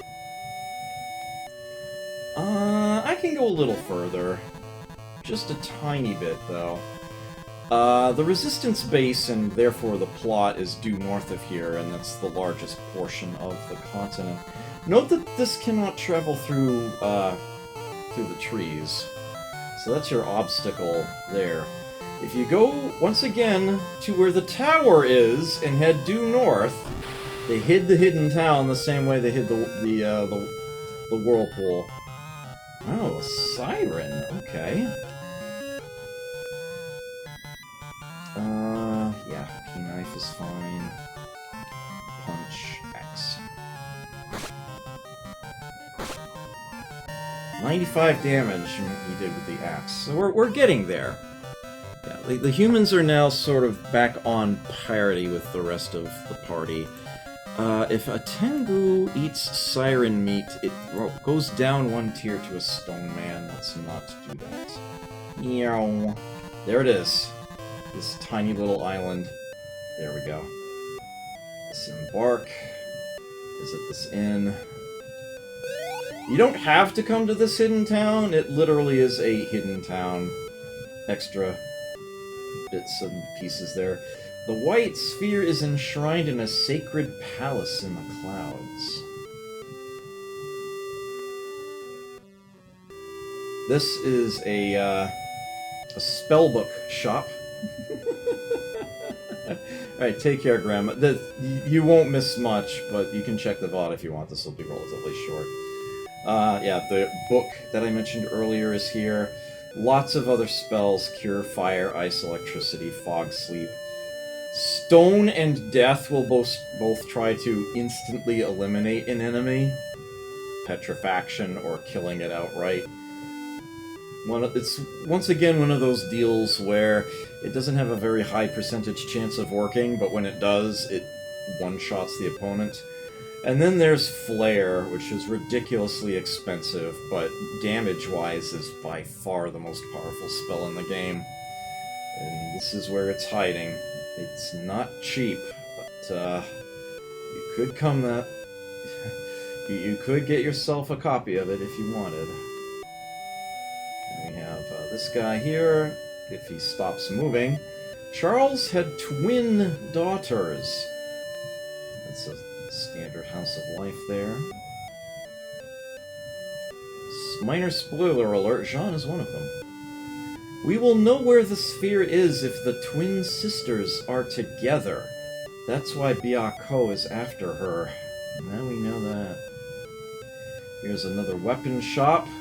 Silver, sword, saber, lightsaber! Those of you who want to get your Star Wars on, that is indeed an upgraded version of the saber. It is approximately 50% more powerful. Its damage base is 9 instead of 6. That's the next step up. And hey, there's the P-Knife if we wanted to get another one for the mutant. And that is at 3,800 gold, which just a short time ago would have seemed very expensive, but now actually isn't all that bad. But right below that, we have 2 more swords that have a magic aspect to them. The Vampic sword here is a whopping 10,000 gold, almost triple the P-Knife, and it's weaker. Its damage base is only 4 instead of the P-Knife, which is 7. So we're talking about something that's only a little better than half damage, comparatively. You might wonder why you would bother with it then. That's because, much like the Melt spell, it has a drain effect. However much damage you deal to an enemy with the Vampic sword, you heal that much. Boom shakalaka. Yes, Ghoulie Gamer predicted that. Yes, it heals you. You are absolutely right.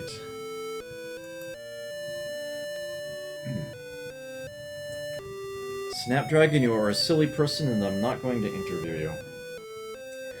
The Rune Sword is actually your standard strength-based weapon. It has a relative strength effect of 7.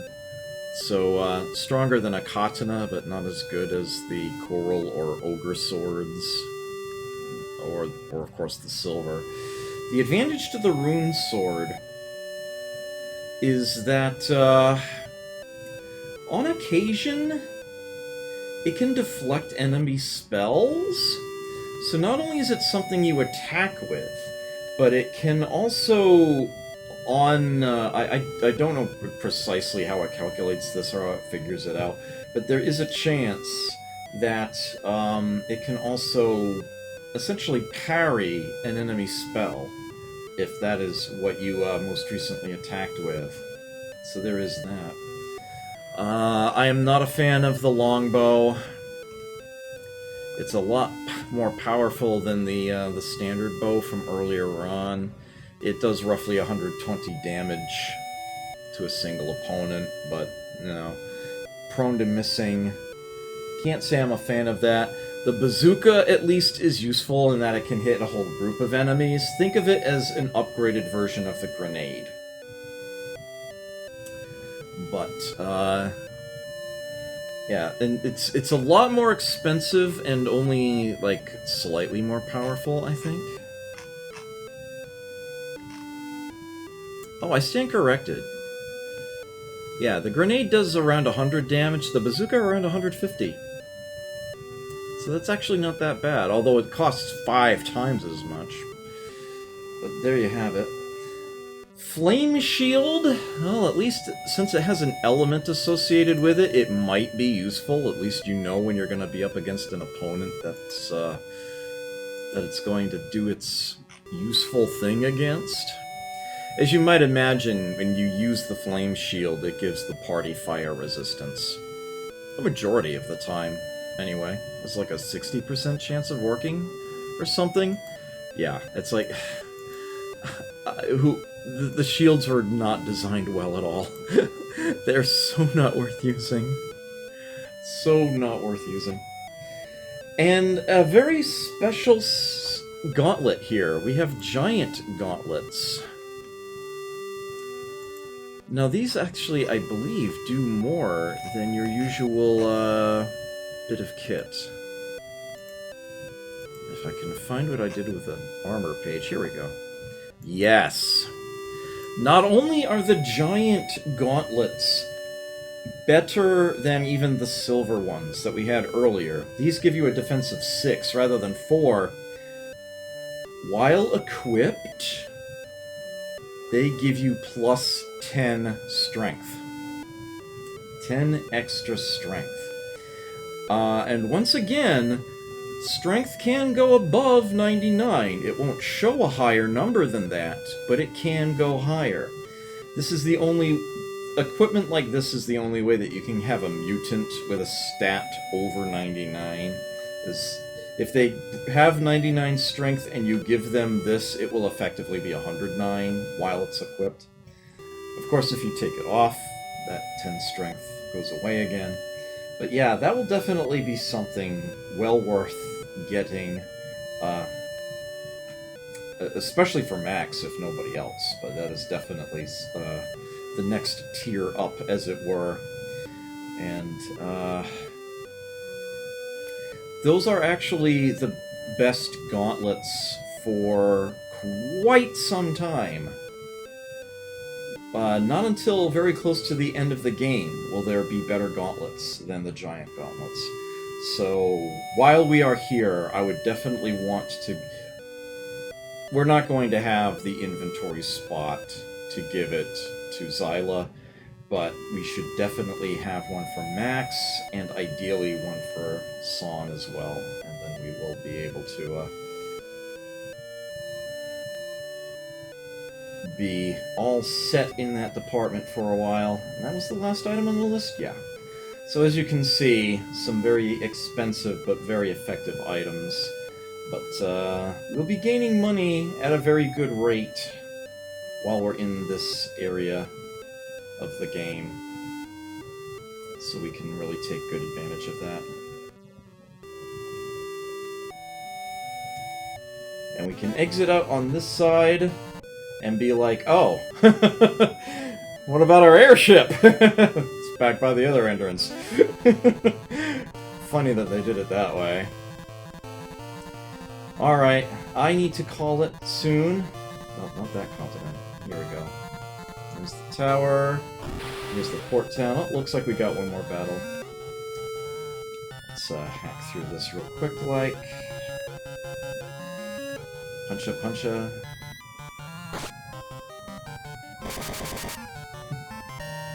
There we go.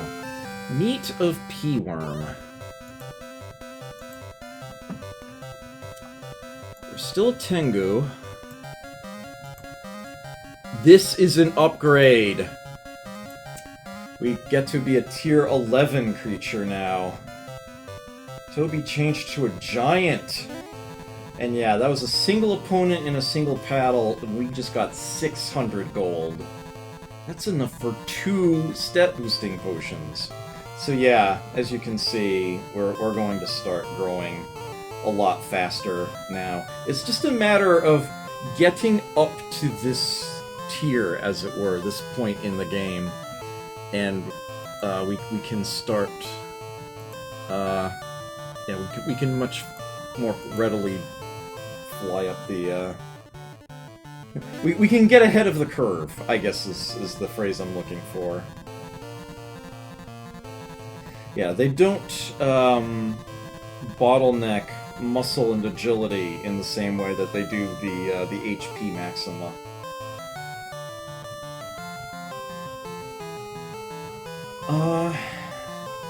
Right, giant. Strength of 87! No monster will have a stat over 99, just so you know. Mana 39, and they have both electric and ice as spells. Punch and kick. Yeah. Good stuff. Good stuff. He now has more max HP than anybody else in the party. Okay. So I am going to be calling it here, and I will be coming back to this game next week. This is roughly the halfway point in the game. I had to do a lot more explaining of things in the first episode. I don't think next week is going to be enough. It's probably going to be another one after that, so 4 episodes should cover it.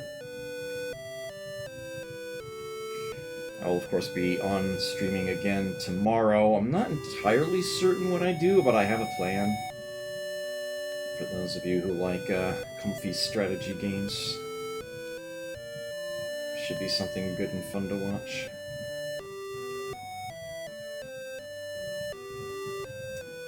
Yeah, I don't really have anything to buy at this time. Except, like, more HP potions. Or stat boosters. We'll grab those while we're here. Give these to Max. Visit the inn one more time, and we will call it there. I'll be back at this again. 8:30 p.m. Eastern Standard Time on Wednesday.